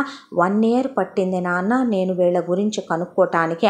అందుకే నేను చచ్చానని నమ్మించాను. వేరే వాళ్ళ శవాన్ని తెప్పించి మీ ముందు అలా ఉంచమని చెప్పాను. మీరు నమ్మినా నమ్మకపోయినా అంత్యక్రియలు జరిగేలా చేయించాను. వీళ్ళ తర్వాత రెక్కలు విప్పిన పక్షులైపోయారు. చూడు నాన్న, ఈ వీడియో రికార్డింగ్స్, కాల్ రికార్డింగ్స్ అని చూపిస్తే శకుంతల ఫోన్లో మాట్లాడుతూ వాడిని వేసేయమంటే దరిద్రుడా, ఇన్నిసార్లుగా ఫెయిల్ అవుతూనే వచ్చాం, ఈసారి మాత్రం వాడు ఉండకూడదు, వాడు ఉంటే నేను అనుకున్నది జరగదు. మొత్తం నా కొడుక్కి పట్టం కట్టాలి, వాడు వెధవ సన్నాసి, వాడి చేతిలో అలా వచ్చిన తర్వాత నేను పై ఎత్తున మొత్తం చూసుకుంటూ వాడిని కీలుబొమ్మని చేసి నేను సెటిల్ చేసుకోవాల్సిన వాళ్ళ లైఫ్లు చాలా ఉన్నాయి. కొడుకుపోయాడనే దిగులతో ఆ వేదాంత వర్మగాడు ఎంతో కాలం ఉండడు. అర్థమవుతోందా? ఈసారి వితౌట్ ఫెయిల్ వాడు పోవాలి, లేదంటే నేను నీకు ఇచ్చిన డబ్బులు మొత్తం నువ్వు వెనక్కి ఇవ్వాల్సి వస్తుందని శకుంతల మాట్లాడుతూ ఉండగానే క్లాప్స్ కొట్టుకుంటూ వాసుకి అక్కడికి వచ్చిందే. వచ్చిన వాసుకిని శకుంతల ఏంటే అంటే, నువ్వు మాట్లాడింది మొత్తం నేను విన్నాను అంటే ఆస్తి మొత్తం కొట్టేయటానికి అశ్వత్థామని నువ్వు పైకి పంపిద్దాం అనుకుంటున్నావు అన్నమాట. అంటే ఎక్కడ విన్న విషయాలు అక్కడే మర్చిపోవాలి నువ్వు. సో ఇప్పుడు నేను ఎక్కడ విన్న విషయాలు అక్కడే మర్చిపోకపోతే నిన్ను పైకి పంపించటానికి కూడా నేను వెనకాడను అనేసరికి వాసుకి ఆలోచించడం మొదలుపెట్టి, నాకంత వాడి మీద ఇంట్రెస్ట్ ఏమీ లేదులే, కానీ వాడిని నేను లవ్ చేసిందే డబ్బు కోసంలే, కానీ వాడితో నేను ఎన్నోసార్లు ఫిజికల్ అవ్వాలనుకున్నా వాడే నన్ను దూరంగా పెట్టాడు. అలాగైనా కమిట్మెంట్ తీసుకుందాం అనుకుంటే నేను అలా ఏమీ చేయకుండానే వాడు కమిట్మెంట్ ఇచ్చాడు. అయితే మొత్తం నేను రికార్డ్ చేసుకున్నాను, సేఫ్ సైడ్లో ఉంటాయని నువ్వు మాట్లాడిందంతా. కాబట్టి నేను ఇవి బయట పెట్టకుండా ఉండాలి అంటే నువ్వు నేను చెప్పినట్టు వినాలి అంటోంది వాసుకి. ఏంటి అంది శకుంతల.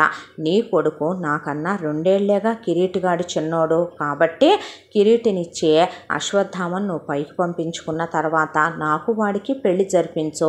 నాకు డబ్బు కావాలి, నాకు నీలాగే నేను ఏలాలి, అనుభవించాలి, నేను నా వాళ్ళందరినీ సెటిల్ చేసుకోవాలి. నా వాళ్ళు అడుక్కు తినే పొజిషన్లోనే ఉన్నారు, నాది పెద్ద ఫ్యామిలీ, మేము 4 పిల్లలు. మరే నాకు కొన్ని డ్రీమ్స్ ఉంటాయి కదా అత్త, అప్పుడు నువ్వు నాకు సవితత్తవవు కదా, సొంతత్తవే అవుతావు కదా. ఆ తర్వాత నీ మొగుడిని నువ్వు పైకి పంపుకుంటావో, నీ మాజీ మొగుడిని తెచ్చి ఇక్కడ ఉంచుకుంటావో, నువ్వు నీ మిగతా పిల్లల్ని తెచ్చి ఏం చేసుకుంటావో నాకు అనవసరమైన విషయం. మొత్తానికి నేను చెప్పినట్టు వినేటట్టయితే డీల్ ఓకే. అంతవరకు నేను వాడితో ఏ లెవెల్లో నటిస్తానో ఎక్స్ట్రీమ్ లెవెల్ యాక్టింగ్ మందే, చూస్తావుగా నువ్వే, పేరుకి సరిపోతావే నువ్వు వాసుకి అని పెట్టినందుకు అంది శకుంతల. మరి నువ్వు అన్న తర్వాత అక్క అనుకుంటూ నాగరాజు వచ్చాడు. వస్తే పనికి మాలిన ఎదవ, చిన్నప్పటి నుంచి వాడిని ఎన్నిసార్లు పైకి పంపాలనుకుంటే నీ వల్ల అయిందా దరిద్రుడా. అక్క వాడిని వేసేయాలనుకుంటే వాడేమో హాస్టల్ అని పోయా, సెలవులకు కూడా రాకపోయా, వచ్చాక వాడు అబ్రాడ్ పోయా, ఆ తర్వాత తిరిగి వచ్చాకేమో ఆఫీస్ పనులని వాడు ఆఫీసులోనే ఎక్కువ ఉండేవాడు, ఆఫీస్కి దగ్గరున్న ఫ్లాట్లోనే వాడు ఎక్కువ గడిపేవాడు, ఇంటికి తక్కువ వచ్చేవాడు. పోనీ వచ్చాక వాడిని పంపుదామనే పాయిజన్ పెట్టాం, సచ్చాడా. కారు బ్రేక్ ఫెయిల్స్ చేసాం, సచ్చాడా. కరెంటు షాక్ కొట్టించాయి పైకి పంపాలనుకున్నాం, కరెంటు పోలా, వాడు అప్పుడేమన్నా సచ్చాడా. ఇక ఏం చేద్దాం, ఒక రోజున వాడిని పైకి పంపుదాం అనుకుంటే నీ కొడుకే వాడిని కాపాడాడు, ఒకరోజు నీ మొగుడే కాపాడాడు. ఏం చేద్దాం, నేనేం చేశానని. ఈసారి అలా జరగదులే అక్క, నా షేర్ నాకు ఇయటం మర్చిపోకే అన్నాడు నాగరాజు. మొత్తానికి ముగ్గురు చేతులు కలపటం అవన్నీ ఆ వీడియో రికార్డుల్లో ఉండి, ఇది డాడీ జరిగిన విషయం అన్న తర్వాత ఇక పడేసి తుక్కు కింద వేదాంత వర్మ శకుంతలను కొడితే ఏ ఎముకకి ఆ ఎముక ఇరిగిపోయింది. కిరీటి అంటే తల్లిని కొట్టకూడదంటారు, కానీ నీలాంటి దాన్ని నరికినా తప్పు లేదని కిరీటి మేనమావనే శకుంతలని పడేసి కొట్టి, ఏంటే నేను నిన్ను ప్రేమించి నిన్ను పెళ్లి చేసుకోవాలా, నా జీవితంలో నా ఇంటర్మీడియట్ నుంచి నా జీవితంలోనూ ఒకళ్ళున్నారే, ఎలా కనపడుతున్నాను నేను నీకు, వదిన అంటే తల్లి తర్వాత తల్లి లాంటిదంటారో, అసలు నీకు ఆ థాట్స్ ఎలా వచ్చాయే పనికి మాలిందానా. మా అన్నయ్య పోయాడనే బాధలో నువ్వు ఉంటే నేను నీకు లైఫ్ ఇస్తాను అనుకున్నావా, పొరపాటు. ఆస్తి మొత్తం మదర్ తెరిసా అనాథాశ్రమానికి రాసి మా డాడీని తీసుకుని రిషికేశ్ ఆశ్రమానికో వెళ్ళిపోయే రకాన్ని నేను, లేదంటే ఏ ఉద్యోగమో చేసుకుంటూ బ్రతికే రకాన్ని, కానీ నిన్నెందుకు చేసుకుంటానే అని కిరీటి అక్కడ నిలబడితే అశ్వత్థామ వచ్చి వాసుకిని దంచి వదిలిపెట్టాడు. ఆ తర్వాత పోలీసులు వచ్చారు. రాగానే వేదాంత వర్మ తీసుకెళ్ళిపోండి అని చెప్తే అక్కడున్న కిల్లర్ గాడిని కూడా కలిపి వీళ్ళని కోర్టులో ప్రొడ్యూస్ చేస్తే చేస్తే లైఫ్లు పడిని అందరికీ కూడా జైలు శిక్షలో పడిన తర్వాత వేదాంత వర్మ వాసుకి వాళ్ళ అమ్మ నాన్నని పిలిపిస్తే సత్య ప్రమాణకంగా చెప్తున్నామండి, మాకు అసలు ఈ విషయాలతో సంబంధమే లేదో, దానికి అలాంటి పొయ్యే బుద్ధి ఎందుకు పుట్టిందో, ఇలాంటి పనులు ఎందుకు చేసిందో, ఇలాంటి వాళ్ళతో ఎందుకు చేతులు కలిపిందో బాబు గారు, మేమంత పెద్దోళ్ళం కాదు, మాకు తెలియదు అనేపాటికి మీకు ఇంకా 3 పిల్లలు ఉన్నారు, అలాంటి కూతురు లేదనుకోండి, అలాంటి పాపిష్టి దాన్ని కనలేదనుకోండి అని ఆయన మీ 3 పిల్లల లైఫ్కి ఈగో 2 కోట్ల డబ్బు అని చెప్పి ఇచ్చి ఇక మీరు మళ్ళీ కనపడం బాబు అని వాళ్ళు వెళ్తూ జైలు దగ్గరికి వెళ్ళి కూతురు మొహాన కాండ్రిచ్చి ఉమ్మి, నీ బతుకు చెడ, నీ గురించి ఆలోచిస్తా ఉన్న 3 పోగొట్టుకోలేం కదే, ఇక మేము వెళ్ళిపోతున్నాం, నీ మొహం కూడా మాకు చూపించొద్దని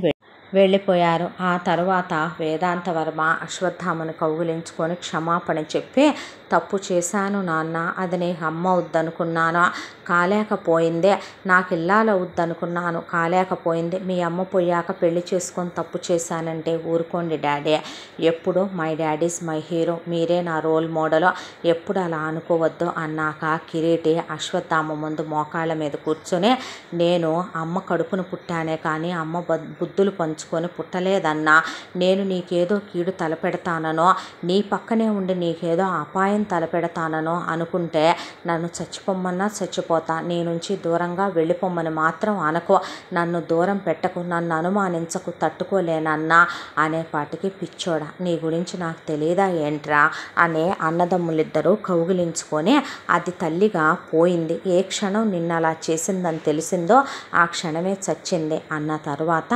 ఇంతకీ వదినుందన్నావుగా అన్న, వెళ్ళి తెచ్చుకుందాం పద మన వదిన్ని మనం అన్నాక, పదన అన్న కోడల్ని తీసుకొచ్చుకుందాం అన్నాడు వేదాంత వర్మ.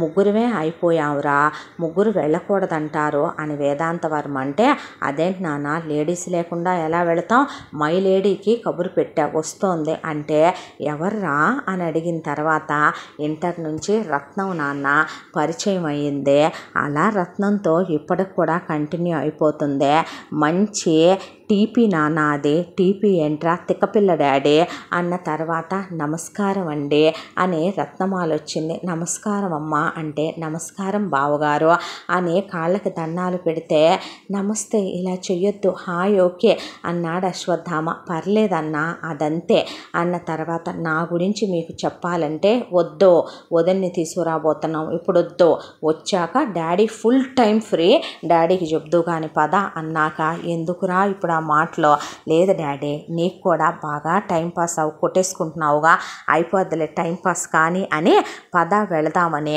వాళ్ళు మొత్తానికి ధూమ్ధామ్గా రెడీ అయ్యి కారులు తీసుకొని మనుషుల్ని తీసుకొని బయలుదేరే ముందు అశ్వత్థామ తన టీం అందరికీ 6 నెలల శాలరీ బోనస్గా ఇచ్చి, ఫ్యాక్టరీలో వర్కర్స్ కూడా ఇచ్చి, ఆ టీం అంత హెల్ప్ చేసినందుకు, ఇదంతా బయట పెట్టినందుకు వాళ్ళకి దండం పెట్టాడు. సార్ మీలాంటి వాళ్ళు బాగుంటే ఒక ఆర్గనైజేషన్ బాగుంటుంది, అది బాగుంటే మాలాంటి వాళ్ళు కొన్ని లక్షల మంది బాగుంటారు, వాళ్ళ కుటుంబాలు పిల్లలు బాగుంటాయి, మేమేం చేసాం సార్, జరిగిన నిజమేగా బయట పెట్టాం అన్న తర్వాత, పదండి సార్ మేడం వెయిట్ చేస్తూ ఉంటారు అన్న తర్వాత, వీళ్ళు అలా ఆకాంక్ష వాళ్ళ ఇంటి దగ్గరకు వచ్చేటప్పటికే పక్కింటి కామాక్షి ఆ రోజు అశ్వత్థామని కారులు రావటం తీసుకెళ్ళటం, ఆకాంక్ష అశ్వత్థామ ఒకళ్ళని ఒకళ్ళు ముట్టుకోలేదని, వాళ్ళిద్దరి మధ్య సెక్స్ జరగలేదని తెలిసి మొత్తం కాంతానికి పోస్ట్ చేసిందే.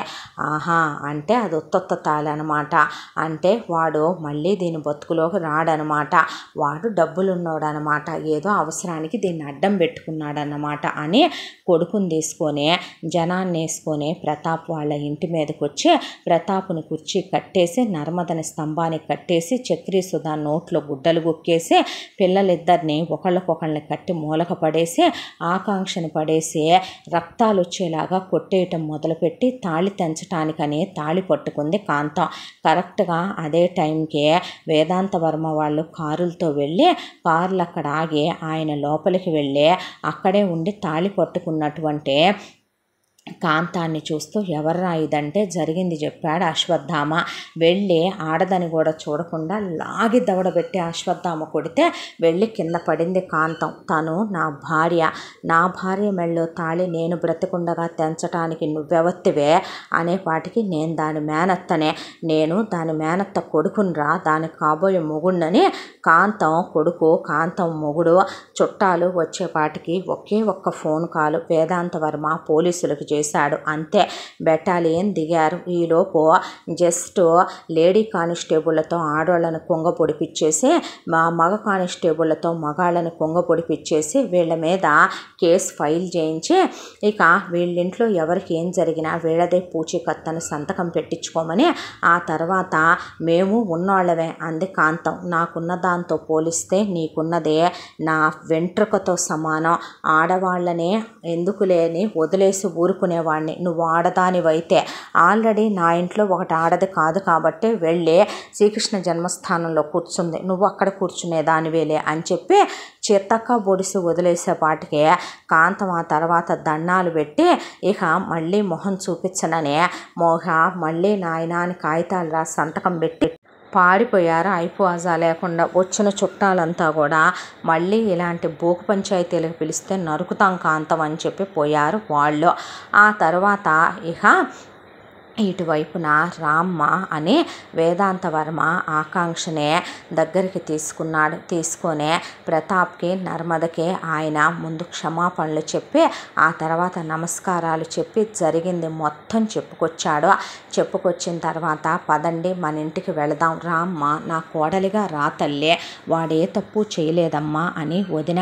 అన్నయ్య నువ్వు మనసులో ఉన్న తర్వాత మరొక ఆడదాన్నే ఎలా వదిన అన్నయ్య పెళ్లి చేసుకుంటాడనుకున్నావు, రాముడికి సీతే కదూ భార్య అన్న తర్వాత ఇక ఆకాంక్ష అశ్వత్థామ ఒకళ్ళనొకళ్ళు కౌగిలించుకుంటే ఐఎమ్ రియల్లీ సారీరా అనేసరికి అలా అశ్వత్థామని కౌగిలించుకుంది. చూస్తే మనిషి ఎముకలు గూడైపోయి కళ్ళ చుట్టూ డార్క్ సర్కిల్స్ వచ్చి పిచ్చిదానిలాగా అయిపోయింది ఆకాంక్ష. అశ్వత్థామకి తెలుసు తన్ను ప్రేమించిందని మర్చిపోలేదనే. దాంతో ఇంటికి తీసుకొచ్చిన తర్వాత వీళ్ళని ఫస్ట్ ప్రతాప్కి చాలా ఖరీదైనటువంటి ఆపరేషన్లు చేయించాలి కాబట్టి ఫారెన్ డాక్టర్లను పిలిపించి వేదాంత వర్మ ముందు ఆయనకి మొత్తం సర్జరీలు కంప్లీట్ చేయించి ఆయన పూర్తిగా కోలుకొని నార్మల్ అయ్యాక నేను ఏదో పని చూసుకుంటాను బావగారు అని చెప్తే వద్దండి మన ఫ్యాక్టరీకి వద్దురు కానీ మీరేదో పని చూసుకోవటం ఏంటి అని ఆయన్ని కూడా వేదాంత వర్మ తనతో పాటు వాళ్ళ ఫ్యాక్టరీకే రమ్మనమని ప్రతి నెల ఆయనకి శాలరీ రూపేణ 2 లక్షల రూపాయలు ఆయన అకౌంట్లోకి వెళ్ళే ఏర్పాటు చేసి పై ఎత్తునంతా ఆయన్ని చూసుకోమని ఆయనకు బాధ్యతలు అప్పచెప్పాడు. ఆ తర్వాత నర్మదా ప్రతాప్కి కూతురింట్లో వాళ్ళు ఉండటానికి ఇష్టపడే మనుషులు కాదు, ఆత్మాభిమానం గల మనుషులు అని తెలిసి ఆ తర్వాత వీళ్ళ విల్లాకి ఎదురుగానే వాళ్ళకి ఒక ఇల్లు కొని ఆ ఇంట్లోకి వాళ్ళు గృహప్రవేశం చేసుకొని వెళ్ళారు. వెళ్ళిన తర్వాత సాంప్రదాయబద్ధంగా ఇక చాలా గ్రాండ్గా రత్నమాల వాళ్ళ ఫ్యామిలీతో కూడా మాట్లాడితే వాళ్ళ ఫ్యామిలీ మొత్తం జస్ట్ ఫ్యామిలీ వరకు 500 మంది ఉన్నారు.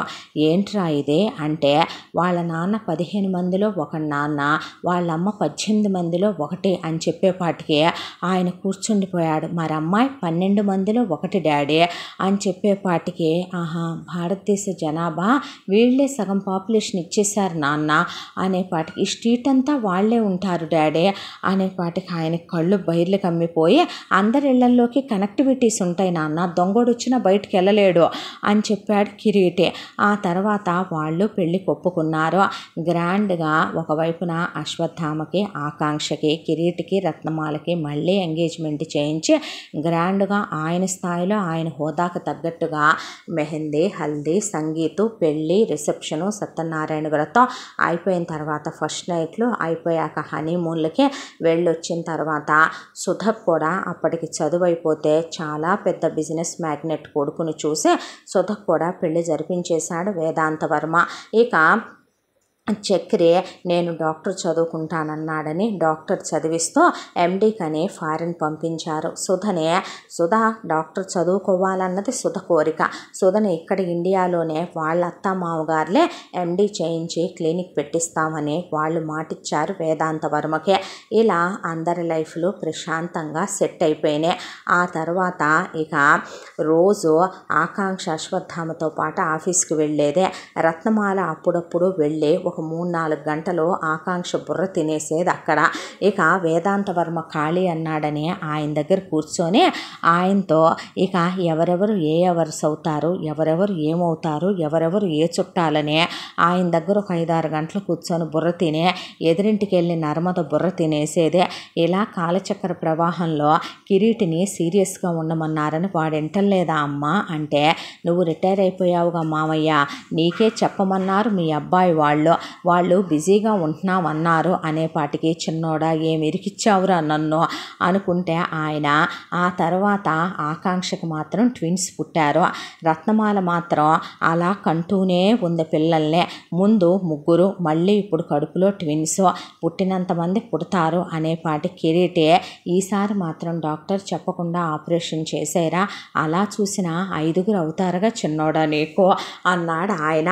ఇలా సంతోషాల మధ్య వాళ్ళ లైఫ్లో హ్యాపీగా గడిచిపోతూ మొత్తానికి నా మొగుడు పిచ్చి మహారాజు అనుకున్నందుకు మహారాజే మొగుడుగా వచ్చాడు ఆకాంక్ష జీవితంలోకి. చక్రి ఎండీ కంప్లీట్ అయిపోయేలోపు సుధ ఇద్దరిని కంటం, సుధ ఎండీ కంప్లీట్ అయిపోవటం కూడా అయిపోయిందే. ఇక అన్న చెల్లెళ్ళిద్దరితో కలిపి విడివిడిగా చక్రితోనేమో వేదాంత వర్మ, సుధతో అత్తారింటి వాళ్ళు హాస్పిటల్స్ పెట్టించారు. చక్రి ఒక మంచి అమ్మాయిని ప్రేమించానని చెప్తే ఆ అమ్మాయికే ఇచ్చి పెళ్లి చేసి నర్మద అమాయకురాలైతే కోడలు ఇంకా అమాయకురాలు దొరికింది వాళ్ళకే. అలా వాళ్ళ జీవితాలు సెట్ అయిపోయినాయి.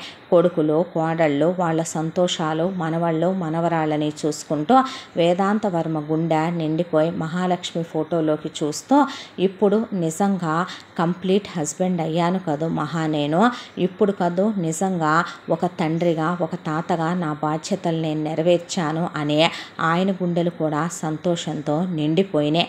ఇంతటితో ఈ కథ సమాప్తం. మళ్ళీ మరొక మంచి కథతో కలుసుకుందాం. తప్పకుండా మన ఛానల్ని సబ్స్క్రైబ్ చేసుకోండి. ఈ కథను మనకు అందించిన కథా రచయిత్రి జె. యామిని శ్రీనివాస్ గారు. Thank you.